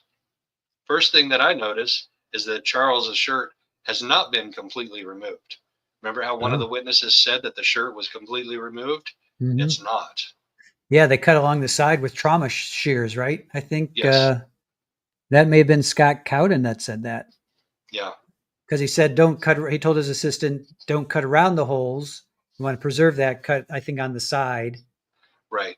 Yeah. And they Okay. did, and they probably would have done that, but one of them also said we would have completely removed it. It might have been Scott that said that we would have completely removed it, and they didn't. Mm-hmm. looking at the photos of the bat looks fairly new and unused. Like I don't see dents in it. I don't see ball marks on it. Looks fairly new. Right. Here's something from a left-handed person. Okay. His watch is on his left wrist. Okay. Left-handed people wear their watch on their right wrist. Okay. 90% of the time. Mm-hmm. So okay. I wonder if he wasn't slightly ambidextrous. Yeah. Which would lead itself to Lori's theory that he pitched left, threw left, but batted right, which I do. Yep. So it has me wondering. It was just odd to me because my watch is on my right wrist. Because I'm left-handed, I don't want that like interfering with whatever my dominant hand is doing. Right. Right. Huh. Then we get to look at the bullet. The bullet is from a .45 automatic handgun. Coons details the process of firing a round, and the casing, and where the casing and the projectile end up. Then we look at exhibits 49 and 50, which is the placard 6, which is where the casings ended up, which was near that west wall, like inches from that west wall. I have the floor plan. I wish I could bring it up because I'm looking at the floor plan right now. If you can find a way to present it, we'll bring it up. I may have to text this to you. Let's see. Let me see if I can. Let me hit present. Oh, image file. Right, let me see if I can do this. Oh, cool. All right. Awesome. All right, here, hold on. So we can go over this because this I think really helps. All right, here, is this gonna work? Oh, you may have to pull it up. Okay, there you go. Okay, there you go. So you can see where Charles was lying, and then the hat is way to our left. You can see the bat. So where was the casing? Up by number 2 at the north end? Right here, down by his right hand, and then down by his right foot. Okay. Can you zoom in on that? I don't think I can. Hold on. Let me see. No, I don't have that. I cannot. Okay. I cannot. So if Alex is standing somewhere in this 3-point void between the hallway to the bedrooms and the kitchen and the big room, and he shot, the casings went out the right side, were ejected from the right side. We heard that like multiple times today. So did they bounce off of that curved wall and then come back and ricochet over here to lie up against the west wall? Is that what the theory is? That is very bizarre. That is very bizarre. Because Charles would be, if the bullets or casings are going to the right, hitting that wall, Charles should be facing, his head should be facing the kitchen. No, not necessarily. No? Where the casings end up only have to do with where Alex is. So say right about where Alex is, or where Charles's feet are, he's standing upright. Just say he just once he's shot through the heart, he just falls immediately backwards. Okay. Right. So let's put Alex. Do you see where this little pantry door is here? Like right at the entrance to the kitchen off to the right side? I do. Yep. Okay. So say Alex is just standing slightly off to the left of that, to our left of that, like at the end of the hallway. Okay. And he's right-handed, so he kind of reaches around the corner, and Charles is right there, and he fires that gun, like pointing northeastwardly, kind of. Okay. Like towards the far corner of that main room, the diagonal corner. Right. And that casing pops out and hits the curve of that wall, and then comes off at an angle and ricochets back up against the west wall. That's my theory. That's interesting for it to, so it would ricochet, it would have to eject hard enough to ricochet, and that's not the scale, but you figure that's probably what, 5 or 6 feet yes, width, correct. Right? Yep. And Lori actually kind of raises this on cross. All right. All right. Do you want to continue on with Sure. let's I love demonstratives. So yeah. Me too. I'm so glad Absolutely. that he did that. They showed that. So that helped me a lot understand the layout of the floor plan, if you will. All right. Okay. So I noticed the shirt is partially on. The bat is fairly new. The watch is on the left wrist. Kuhn says it was a 45 automatic handgun. It's a Mhm. semi-automatic. They don't allow automatic handguns anymore. Okay. Those are illegal, which I thought was interesting for a firearms expert to make that mistake: automatic versus semi-automatic. And Lori actually corrects him later on. She doesn't call him out for saying it's an automatic, but she knows what a semi-automatic gun is. See, again, attack his credibility. I thought you were an expert, a firearms expert. Do you not Right. know that semi-automatics or automatics aren't made anymore? Yeah. I mean, so many opportunities for her to Yeah. call him out. Yeah. Yep. So then he details the process of firing a round, casing projectile. Okay, the where the casings ended up. The medical examiner is responsible for the body. So the Mhm. detectives cannot touch the body. Police department cannot touch the body at all. They can't do anything with it. They can't manipulate it. They can't move it. Mhm. But after it's removed, then they're responsible for the void that's left where the body was. Yeah, the void. Yeesh. That's the first time I heard that. I'm sure you're familiar with that term. I'm not actually. That's the first time I've Oh, heard it too. okay. Yeah, the void. So after they clean up the blood, they find a strike mark under where his left shoulder was in the flooring. Mhm. It's the only defect of its kind in the entire room and was consistent with a bullet strike. Mhm. So they removed that floor piece. They made sure to document its orientation so you could tell which direction it had been struck from. Mhm. Um, so, oh my gosh. I think I'm maybe a little too hypersensitive to the situation in the courtroom, but Trina K takes that flooring piece as a piece of evidence, and she has to go over and she has to let the defense take a look at it, right? They have to examine it so Mhm. they can either object to it or there's no objection to it being entered into evidence. So she Mhm. hands it to Lori, and I'm sitting in the far front left corner of the gallery. And there is a direct diagonal line between me and Lori and Trina. Like I'm looking at both of them in a straight line from me, Mhm. while Lori is like studiously looking over this evidence, and Trina's on the other side of it. Mhm. And I leaned over to the person next to me and I kind of giggled and I go, what on earth is Lori looking at this? Like, what does she think she's going to see in this? And Mhm. it's a completely quiet courtroom. Oh And I no. think, and I think Trina heard me because I think I got a dirty look from her. I'm pretty sure I did. Nice.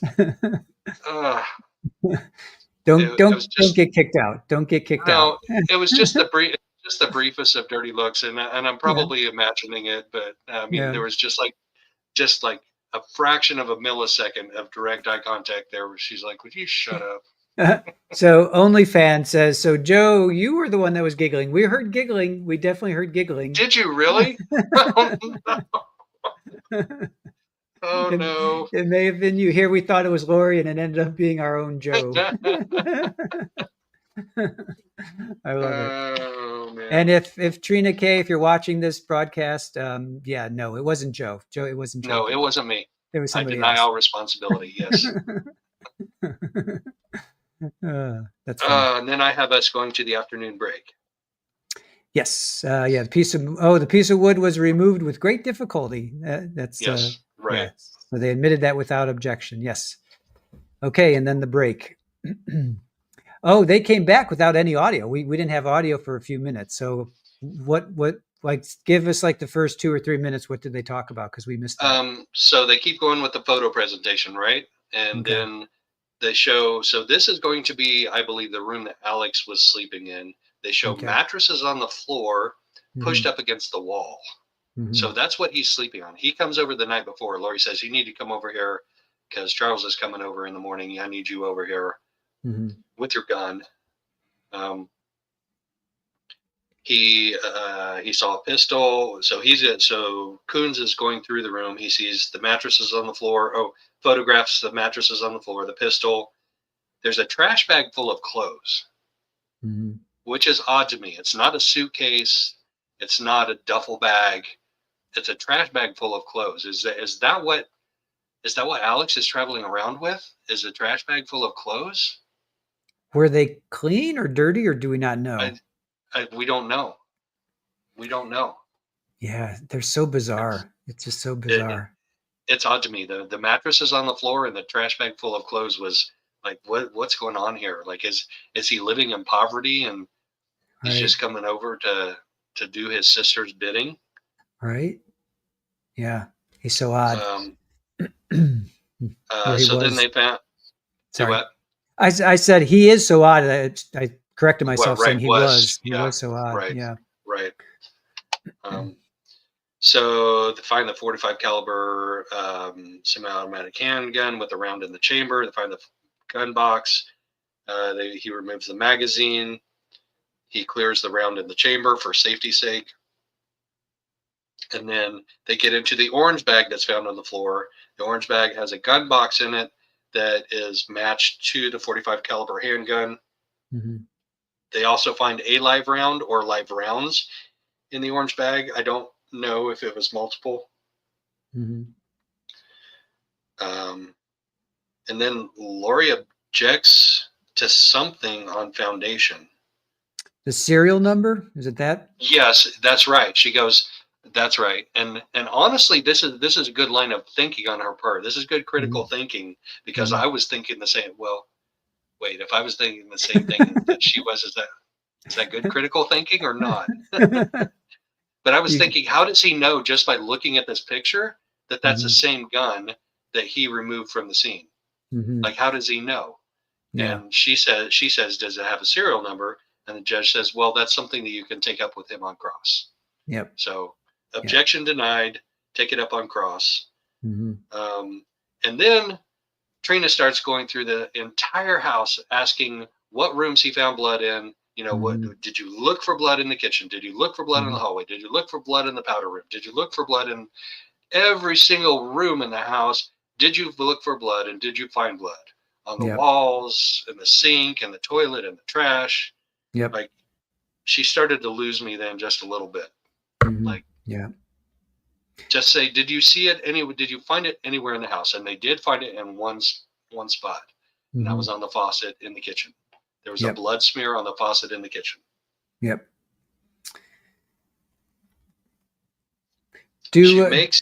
Go ahead. Sorry to interrupt. Deanna says, how many bedrooms? Do we know how many bedrooms were in the house?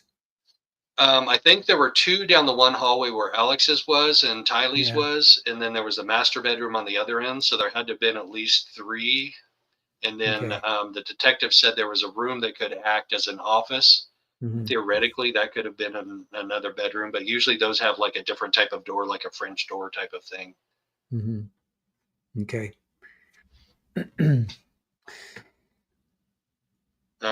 She showed a picture of a lanyard hanging on the wall, and she said, was that lanyard still hanging on the wall?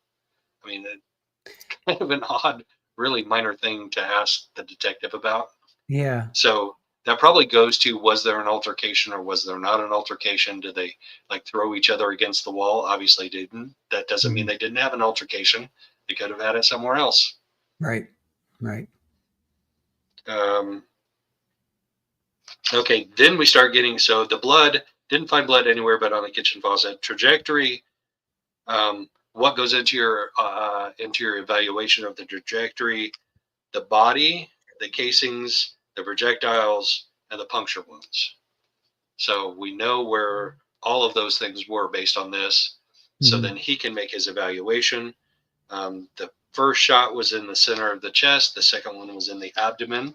And then the exit wounds, one exit wound left of spine, the other one left by the left shoulder.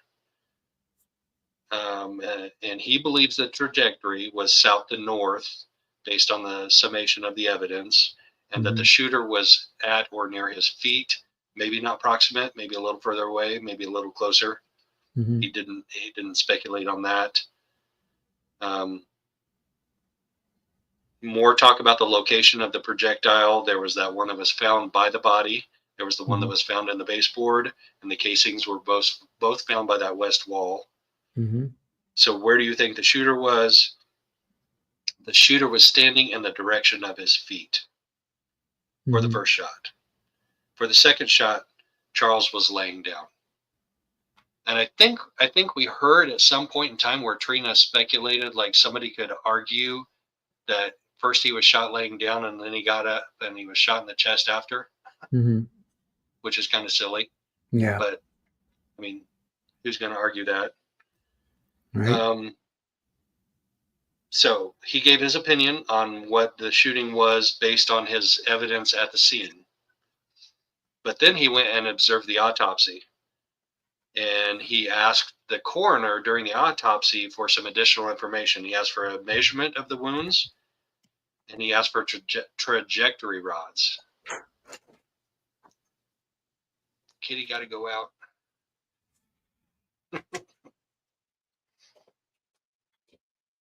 Kitty potty break. Sorry. Kitty potty break. Kitty potty break, exactly. All I heard was trajectory rods.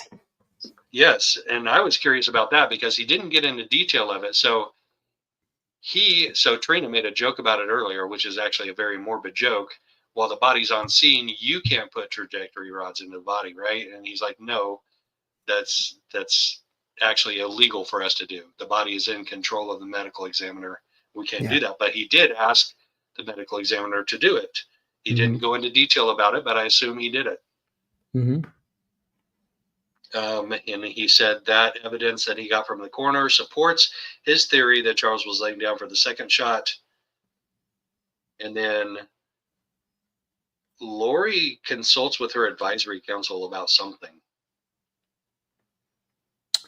Oh, she says, can I have a minute? Yes, right. To defer. She used the word defer with my advisory council. Did she say council. Defer? Oh my gosh, I missed that. Yep. Yeah, we were all over that. Everybody's like, did she say defer? I'm like, oh, she said defer. Oh gosh. Oh man. Come on, Lori. Come on. I know. You were up there at an 8. Now you're like a 7.8. Yeah. Judge said, just real quick, just to back up to the direct, no residue or stippling. So the shooter was a bit away. So they wanted to establish there was no stippling on Charles. So it wasn't like it was point blank. It was, you hover a foot, hover at least a foot, I guess you have to be at least a foot. I think you got to be like 3 feet away not to have any stippling at all. I think so. All right.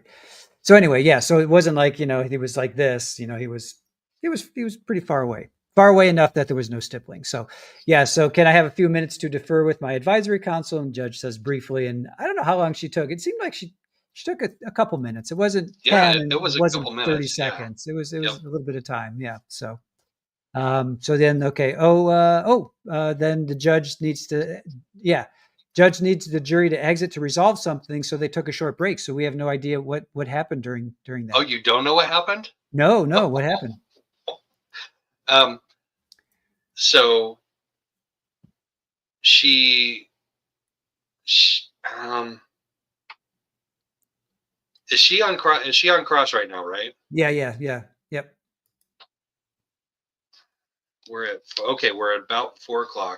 Oh no, she's not on cross. We're still on state. This is still state. No, cross. This is when she said, can I have a few minutes to defer with my advisory council? He says briefly, and then I must have written that in the wrong spot on my notebook then. Okay. Yeah, no, this was the beginning of her cross, that they need a short break. Well, in any event, what do you remember? Okay, well, it was very memorable. So she first of all, she wants to postpone her cross examine. Like it's just a little bit before 4:00. And she asked the judge, this is very important testimony. I don't want it to be interrupted. Can we postpone this till tomorrow? And the judge is like, no, we got 30 minutes left. You're going to get started. And then she goes, okay, can we have a sidebar? So they go to sidebar, and then they come back from sidebar. And then the judge says, okay, we need to dismiss the jury to handle a matter. Jury gets out of the room, and she goes running for the side door with the bailiff. Wow. She needs to take a potty break. She's got to go really, really bad. But she wasn't gone that long. She was literally only gone like a minute. So it couldn't have been like the worst case scenario that we all think of when you got to go running out of the courtroom. Right. Interesting. Wow. Yeah. No, we totally missed that. I think we totally missed that. That's funny. Yeah, she had to take a potty break, and Okay. probably literally a potty break. Right. So Okay. Jury comes back in, and then she begins cross, and she Mhm. asks who he's worked for. Didn't you work for Gilbert PD? No. I wonder why she asked him that. I wonder why she thinks that maybe he worked for Gilbert PD at one point in time. When did you write your report? I don't recall. Mm-hmm. Was it within a week? I don't recall. Mm-hmm. Who was there when you arrived? He goes over who was there when he arrived. When he arrived, you received a briefing. Who ran the debriefing? Nobody in particular, which Mm-hmm. is kind of concerning for me. Like somebody's got to be in charge, right? Yeah. You would think. You would think. I mean, it's a Right. homicide investigation. Okay, here's a deeper thought into this investigation that goes into my fundamental criticism of police departments that do crappy investigations. They're going to all this trouble to document the scene and collect all of this evidence, Mm-hmm. and they did absolutely nothing with it Mm-hmm. for many months. I mean, eventually they got a grand jury indictment, sure, Mm-hmm. but after JJ and Tylee and Tammy were Mm-hmm. dead. Yep. Yeah. Good point. That is a lot of resources, a lot of time, effort, money that went into collecting all of this data. And then what do they do with it? Nothing soon enough. They I mean, sit, here we are. Here sit we on are it. after she's already been convicted of those other ones in Idaho, just now trying her in Arizona. Yeah. Yep. Good point. Who ran the debriefing? Nobody in particular. Who was there with you? Duncan and Moffat, and maybe somebody else. I don't know. I don't know everybody that was with her. Seriously, you don't know all of your other fellow law enforcement officers, investigators, detectives that were there on scene with you? I mean, it Yeah. wasn't 20. It was 4 or 5. And you don't know all of them? Yeah. He said specifically he didn't take roll call of the detectives. So I But felt he can't recall. You don't he have to can't take recall. roll call to remember 5 people. Right. I felt that he was definitely getting snarky with her. Did you Yeah. feel there was the Yep. tension? Yeah. Okay. Because Yep. we felt it in the camera, so I was wondering if you felt it there in the room. Yep. Okay. So they requested a search warrant. So after they identified the fact that there was a crime scene, Mm-hmm. they requested a search warrant. They got a search warrant sometime between 11:30 and 11:45, and they went in immediately after they got the search warrant. Who entered with you? He said the other detectives. I mean, Mm-hmm. the other detectives went in with me. Who was the name of the crime scene tech? Jordan, first name or last name Jordan. Right. Ends up being a female. When did you search for blood? So she was a little bit annoyed by Trina K talking about all the rooms they searched for blood also, apparently, because she said, so when did you do all of the searching for blood? Mm-hmm. Well, after we took the photographs, then we went around looking for blood. Mm-hmm. How long did it take you? I have a problem with this too. How long did it take you to take the photographs? I don't know. Mm-hmm. We started around noon. I rarely look at or document how long tasks take. Mm-hmm. Really, dude? Really? Yeah. Yeah. You're investigating a crime scene. This is a homicide. There's a dead dude. You're collecting evidence. You're documenting the crime scene, and you don't document when you start and when you Mm-hmm. end. Yeah. I Yeah. I have a problem with that. He doesn't care about the time it takes. He's focused on the evidence. Is that? You got to be focused on multiple things, dude. You cannot Yeah. just like Yeah. that. That's like the definition of a good detective, a good police officer. Always observing multiple things around you. You can't just focus on one thing. Right. Like tunnel vision is a dangerous thing in law enforcement. Right. Right. Because I And mean, go ahead. no, you go. It could be, you're searching for evidence, and there could be a bomb that you find a bomb, and then or whatever it is you find that's time sensitive, and if you're not keeping track of that time, that could make or break the case. So I agree with you. It didn't strike me as it again. There's that word nonchalant. It seemed like he was just being like, yeah, you know what, I'm not really going to answer your questions. Yeah. I don't care about the time. I'm focused on the evidence. It just seemed like he was just kind of pushing, brushing her off. Right. And we also see bad police investigations around tunnel vision when they get tunnel vision on one suspect and they build their case around that one suspect instead Yeah. of being open to all of the possibilities. Yeah. I got two words for you. I got one word for you. Karen. Right. Karen Reed, anyway. Yeah. Yeah. I'm very handsy tonight. Like,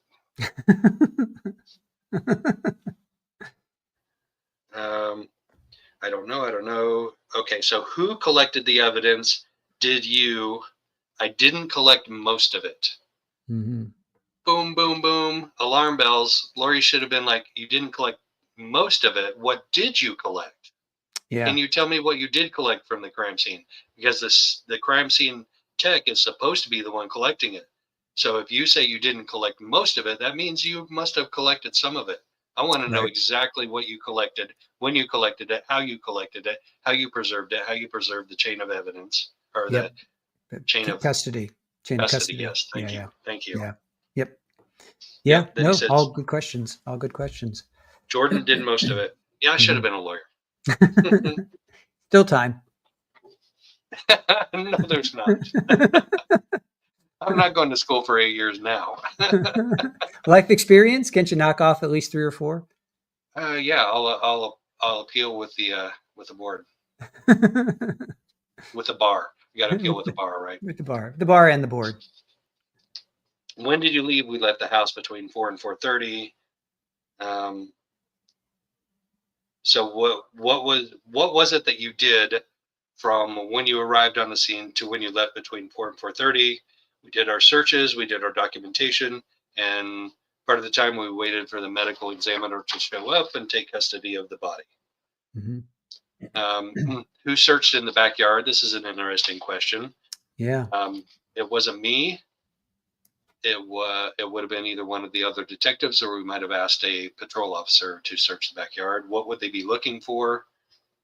Anything that was related to what happened inside the house, basically. Yep. Before you left, you made an assessment that you had collected everything you felt necessary to gather, and he kind of helped her with the question on that. And he said, yes, I felt that we had gathered everything that was necessary to collect from the crime scene. And then she gets into semi-automatic versus revolver. Are you trained in self-defense to shoot center mass? Yes, that is what we teach. That's what I teach. Have you ever heard of two to center mass? In other words, 2 shots to center mass. And he says, no, I wouldn't say that's a common thing. And no, I wouldn't teach that in my classes. Well, what would you teach in your classes? And he says, shoot until the threat goes away. It may be 1 shot. It may be more. Which again is interesting because she says, okay, that's fair. So I'm thinking in my head, he shoots Charles. Charles falls back. Charles could be trying to get back up again, and he shoots him a second time. So that could still be self-defense. Shoot until the threat goes away. So in his mind, I'm just playing devil's advocate. In Alex's mind, Charles is still moving around, trying to get up, maybe grabbing at him, and he shoots to make, until the threat goes away. Well, I think we're probably going to hear from the medical examiner that once you're shot through the heart, you're only alive for like 2 seconds. So he wasn't getting back up off of that floor. So if that's our argument, that's going to be destroyed by the medical examiner. Agreed. I forget if it was I forget if it came through, if it was in the opening or if it came through a witness, but the state asked how long, or the state stated or asked, I forget now, you can be alive for like seconds up to 2 minutes. Once you're shot through the heart, you can still have movement. Obviously you're not moving around, but you can still maybe you're still you're not dead immediately. So Right. So that, yeah, how long that is will be interesting to see. Maybe we'll so see testimony yeah, about that. yeah. So what's Alex's state of mind? We'll never know. But his state of mind is Charles. Charles. They say State says he grabbed the wound. Because there's blood on his hand. He falls back. He's on the ground. He's probably just sitting there, gasping for air.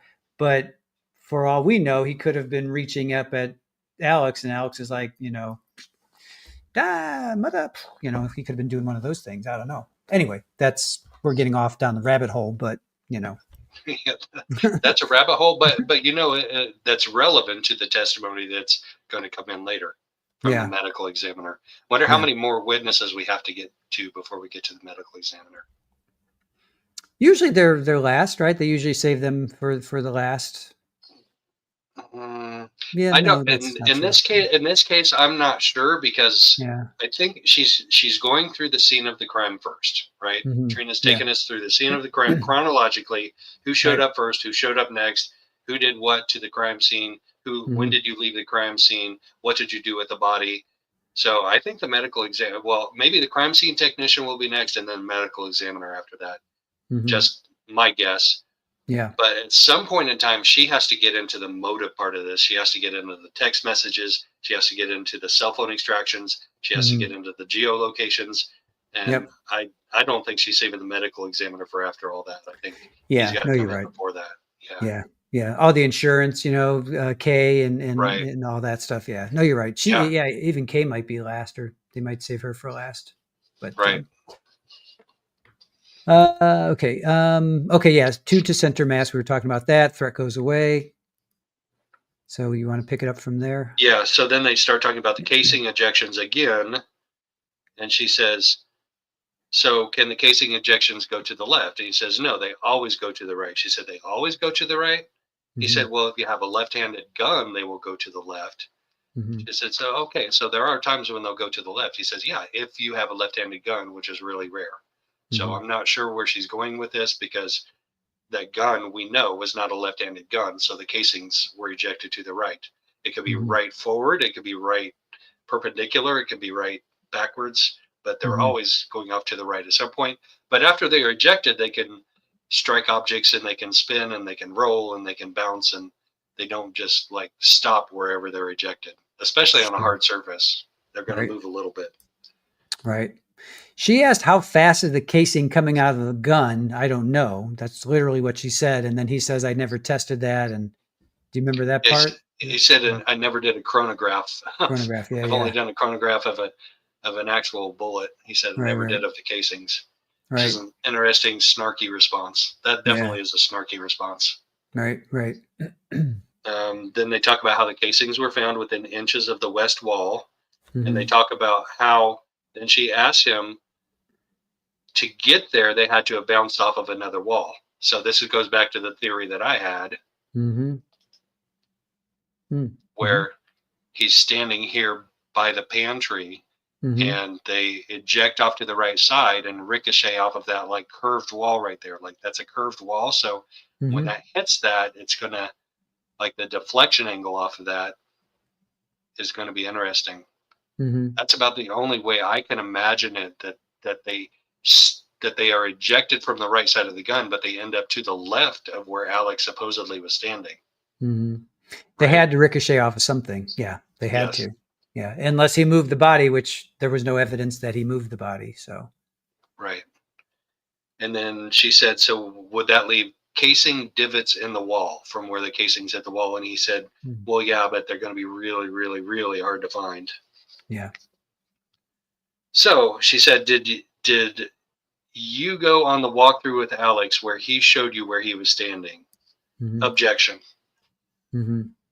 Where did Alex tell you that he was standing? Objection. Can you tell me, can you describe what you witnessed about what Alex told you about where he was standing? Objection. I'm sensing a pattern. Right? Yeah. Objection, hearsay. Yep. The only thing that I didn't get written down because it happened so fast and I was writing so furiously And she actually did get one question that the judge kind of led her into asking that was a proper question. Do you remember what that was? Did you write that down? It happened. So I didn't even get what you asked. All I had was, where was Alex standing? And then objection hearsay times 3. She says, I'm not asking for the truth of the matter asserted. Then she says, okay, did you, then judge said something and I missed that because they were talking so fast. And then she says, okay, did you observe Mr. Cox standing in the area? He said, objection hearsay. And then I have my note, judge is helping Lori a bit. So he was literally like you were just saying. He did. He told her how to phrase the question so it wouldn't be objectionable. And she asked it and it was answered, but then she didn't know how to follow up with it at all. Right. Like she was completely lost. Yeah. Then he says, testimony in that way is a form of hearsay. She says, I'm trying to understand, Your Honor. He says, let's do a sidebar. She's like, okay, I would love that. Then she comes back. Where would you place the shooter? So is that, do you want to pick up from there? Or was there something else in there that I missed? No, I got like objection. Yeah. 3 in a row. And then the final one, there may have even been another one because it was happening so fast and furious. So so she comes out of the sidebar, where would you place the shooter? So here goes to your point, in the curve of the hallway entryway. So that goes to your point. Yeah. Right there in that curve right there. Yep. And then which direction would you place him standing or facing? And he's like, for which shot? So the first one, northeast. So he'd be facing northeast, which is up and to the right. But yes, diagonally across the room. Yeah. Yeah, I do have that. So northeasterly by easterly. So that would be either directly diagonally across the room or towards those doors or windows or whatever they are, like to the right of diagonally across the room. And then the second shot would be northerly, slightly east. So for him to have hit him northerly, slightly east, that's almost exactly how the body is laying, is northerly, slightly east. That's like what, 15 degrees clockwise from due north? Yeah. More or less. So more or less, yeah. that would make his theory if he was like lined up exactly with that. Maybe off to the left just a little bit because it went through his abdomen and then came out his left shoulder blade. So yeah. And then she gets into how far the casings were found apart, and she said they were, not that far apart, but more than a foot apart. So he would have had to have moved for that to happen, right? For the casings to be that far apart, and he doesn't agree with her. He said it's possible that the shooter moved, but there's no way to know for sure. Yep. And then she asked him about stippling, and he says there was no stippling observed. No stippling observed? None. Would it surprise you if the coroner's report said that there was stippling observed? He goes, Yeah. So I thought at this point, I thought we were going to have a bombshell. I thought we were going to like have a mic drop moment. Yeah. But, and I think she was like turning around talking to her either advisory council or somebody. And I thought she was looking for like a coroner's report that said something about stippling. I really did. Yeah. I have, would it surprise you if he said 2 to 4 feet when they were talking about the stippling, meaning and the medical examiner? And he says, it's possible. I wouldn't hold my hat on that. I'd have to test that. Meaning he'd have to test that gun. I guess every gun reacts differently to the stippling and whatnot. Well, and with different ammo too. Different ammo has different stippling effects. Right. Yeah. So she apparently has some bit of evidence that it's the medical examiner wrote down 2 to 4 feet. I don't know. I guess we'll find out.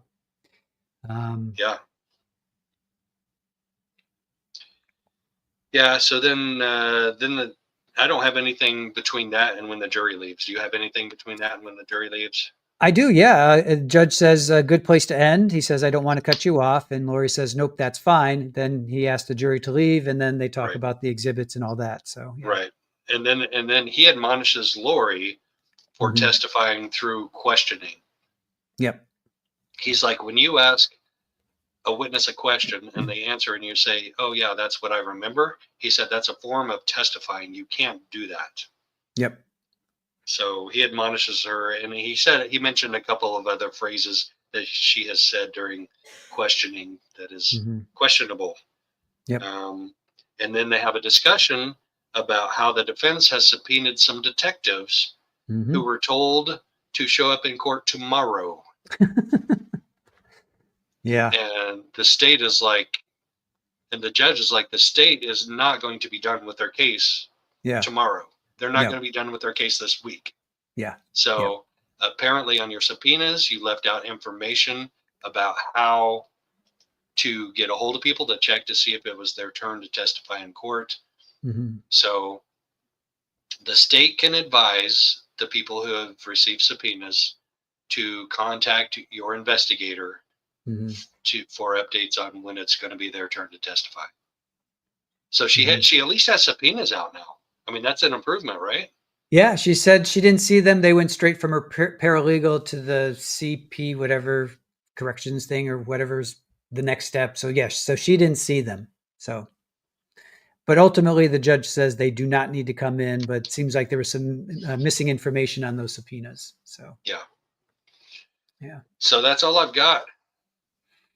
Same. Yep. That was it. That was a good day. It was a good day. It was, I don't want to say it was a win for Lori, but I think she got some, she got some body blows in there. She got maybe a face slap here or there.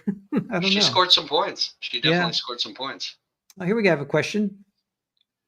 You want to go ahead? How many times does Judge Boreski have to excuse Lori? He cautioned her once today. Thank you.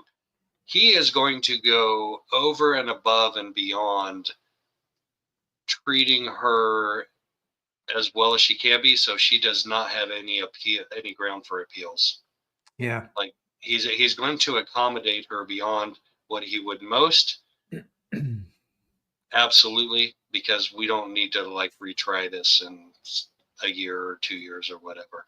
Yeah, it would be such it would be such a waste. I was going to say a waste again, but this is not a waste because Charles's family needs closure and justice. But to have a mistrial, to do it all over again, that would be brutal. Yeah. So jury, are you paying attention? You better not be watching this broadcast, by the way. But jury, if you're paying attention, get your act together. Get your act together and just write it out for the rest of the trial. Yep. Stop watching your phone, playing on your phone during witness testimony. Texting your daughters. The heck? Pay attention. Do you want to pull up any questions? Do we have any questions we can go through? I think we've gone through most of them as we got them all going along. Yeah. Okay. So cool. Thanks everybody for hanging with us. We appreciate it. This is about as long as we went last night too. Looks like this is going to be a thing. Yeah. Yeah. It seems like 2.5 hours or so. Oh, you want to read that one? Yep. Some in chat today said Alex was frisked at the scene. Joe, I think, said yesterday he was not frisked. So if you watch that body-worn camera, when those officers first arrive on scene, they take him out of the house at gunpoint. They set his butt on the curb, and they do not frisk him right away. They may frisk him later. I don't remember the later body cam footage, but immediately upon exiting the scene of a murder, a homicide, whatever, even if you believe it was self-defense, guy shot somebody else to death, the person who admits he did it comes out, and you set his butt on the curb and say, sit here while you go clear the house. No, they absolutely did not frisk him right away. They may have frisked him later, like a few minutes later. But every responsible police department video that I've seen, when you arrive on the scene of a shooting, you take people into custody. You put handcuffs on them. You say, I'm not arresting you. I'm just putting you in custody for my safety. Yep. You frisk them. You make sure they don't have any firearms on them, anything dangerous. And then you set their butt on the curb. You don't just set them down and be like, yeah, well, we hope you don't run off somewhere. We hope you have a hidden gun on you. Yep. We hope you don't get in your car or your truck, your white pickup truck, and drive away. Yep. I wonder if those officers, or if there's anything that has come out of that now that people have seen this. I wonder if well, it's been long enough. That body cam's been out for 6 years. Um, I wonder, not that they need to be reprimanded, but just things need to be changed or something. I mean, because that just flies in the face of every kind of protocol that you Right. as a law enforcement should do. So Because it's one. So it's one of two things. It's either a bad protocol or it's bad training. probably, yeah, maybe both, but for your own safety, I would just think for your own safety. You literally had a gun to this guy as he's walking out, and then all of a sudden you put the gun down and let him sit on the curb. I mean, and then you turn your back on him. I would just think for your own, not only your own safety, but your partner's safety, because the other, both, it was what Wiz and Krotheim. It was the two of them. I would think for just protecting your own butt and then your buddy's butt. I don't know. I I question that severely. Do you think witnesses are more snarky with Lori than a regular defense attorney? Have you seen the Karen Reed case and snarky witnesses in that? Yeah. Yeah, Alan Jackson is a regular defense attorney. Actually, he's a little above regular defense attorney, and they're snarky with him. They're snarky with Yannetti. Yep. They'll be snarky with Alessi, I'm sure.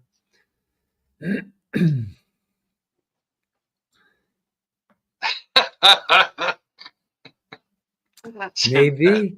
The judge seems so patient with her, or is he afraid she'll find him dark? Oh, Ned's That's a going to good find one. the judge next. Ned's going to find the judge next. How are they going to explain that they believed it was self-defense with no charges, then changed it after the kids were found, and then investigated, and Alex died a day after Tammy's exhumation? That's a complicated question. Yeah. And a complicated answer. Self-defense is one of her defense theories, and that's exactly why Trina's going where she's going with this, to prove that it wasn't self-defense. I mean, Yeah. that second gunshot after Charles is down, that's not self-defense. There's nothing self-defense about that. So interestingly enough, I don't think in state's opening, that Trina said anything about Alex not being arrested. Well, because it makes the Chandler PD look bad. That's bad for her case. Yeah, yeah, and it makes self-defense look more credible and viable. Right. And I don't think Lori said anything either. I don't think she said Alex was never arrested. She said that they were taken. Let's see. She did say that he was taken to the PD, but he was not in handcuffs. Mm-hmm. I remember that part of it. Mm-hmm. I think she asked that of Krautheim. Yeah, all three. He's the one that took him. Yeah, yeah. All three returned. All law enforcement were gone. Only Alex remained. The next day, she asks, "What's next?" I'm just going through her opening. Yeah, yeah. So I think as a juror, I'd be like, "Wait a minute, why wasn't this dude arrested? Why did they just let him go? Yeah, I would definitely. I have questions. Yeah. Fortunately or unfortunately, we're not jurors. Yeah. Lori's questions are odd. Some of it may be that I believe she knows what happened. But She was there. She was there. Of course, she knows what happened, right? I mean, she was there. And I think go ahead. Thanks. I think you said yesterday, the 4 people. Let's see. Yeah, 5 people that were there. 4 of them are no longer with us. Charles, right. Alex, Tylee, and JJ. Yeah. So she's the only one that actually truly knows what happened. Yep. So she can make up whatever she wants. She wouldn't do that. Oh, you're giving her too much credit. Yeah, how many times did Judge Bereski have to excuse Lori? Like I said, he's going to go above and beyond to preserve the record and make sure that she doesn't have an appeal. Huh. Deanna has a good question. I don't know about that. Was this during the Believe All Women? I don't know. I got to look that up. Are we talking? Let's see.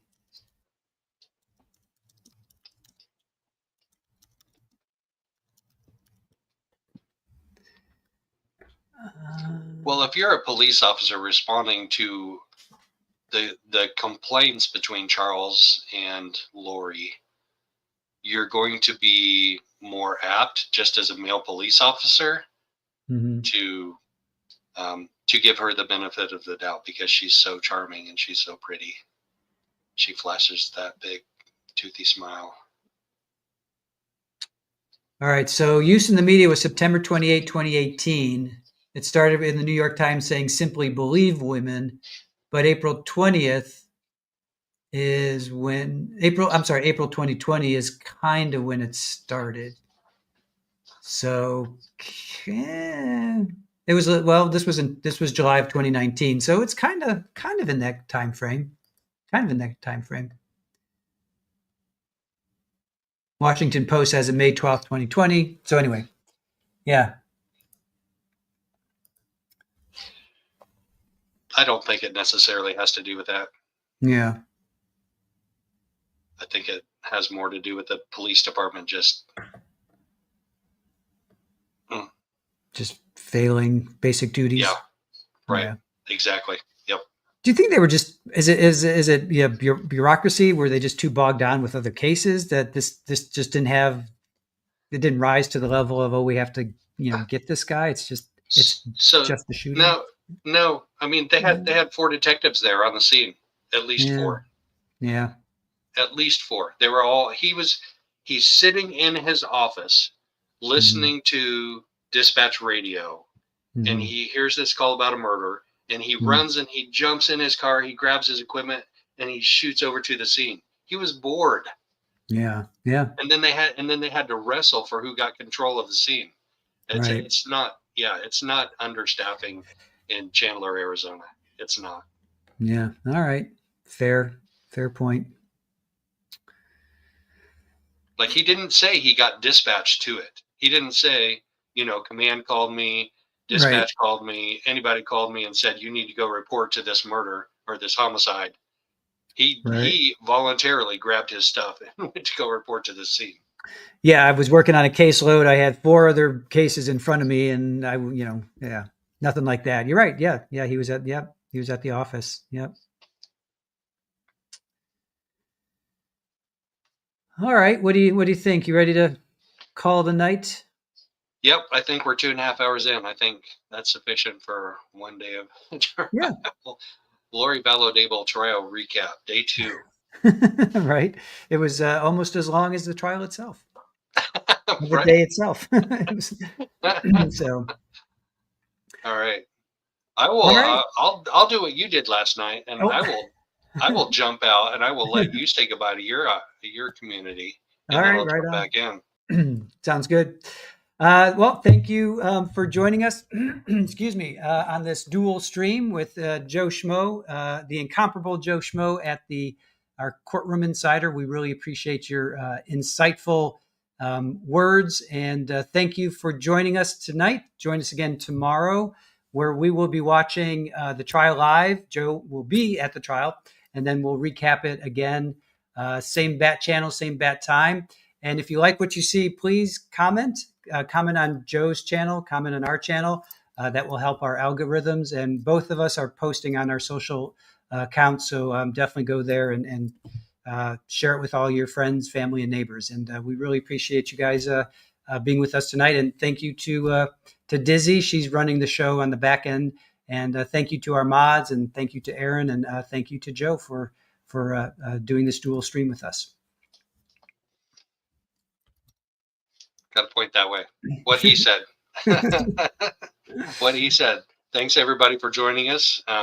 Continue to follow us. We're going to be doing nightly recaps after every day of trial. That's Monday through Thursday, 6 p.m. Pacific, 9 p.m. Eastern. And hit the like button if you haven't hit it yet. Subscribe to both channels so you can keep track of what's going on.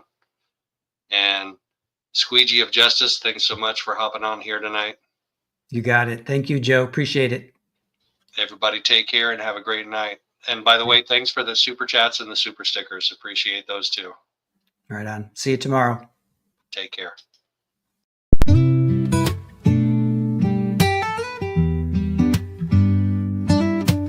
Good evening, come and find you a seat.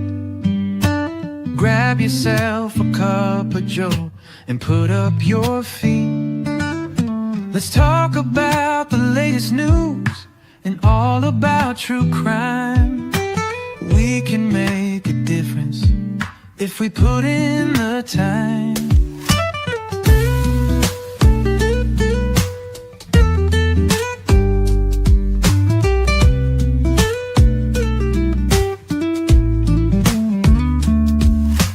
Good evening, come and find you a seat. Grab yourself a cup of joe and put up your feet. Let's talk about the latest news and all about true crime. We can make a difference if we put in the time.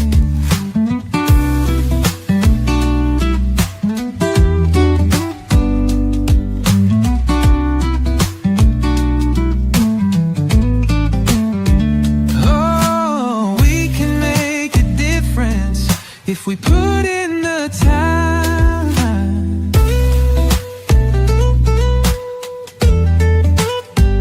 Yeah.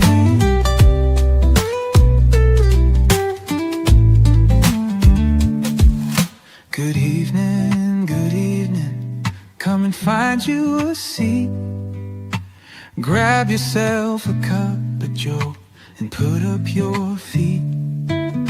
Let's talk about the latest news and all about true crime.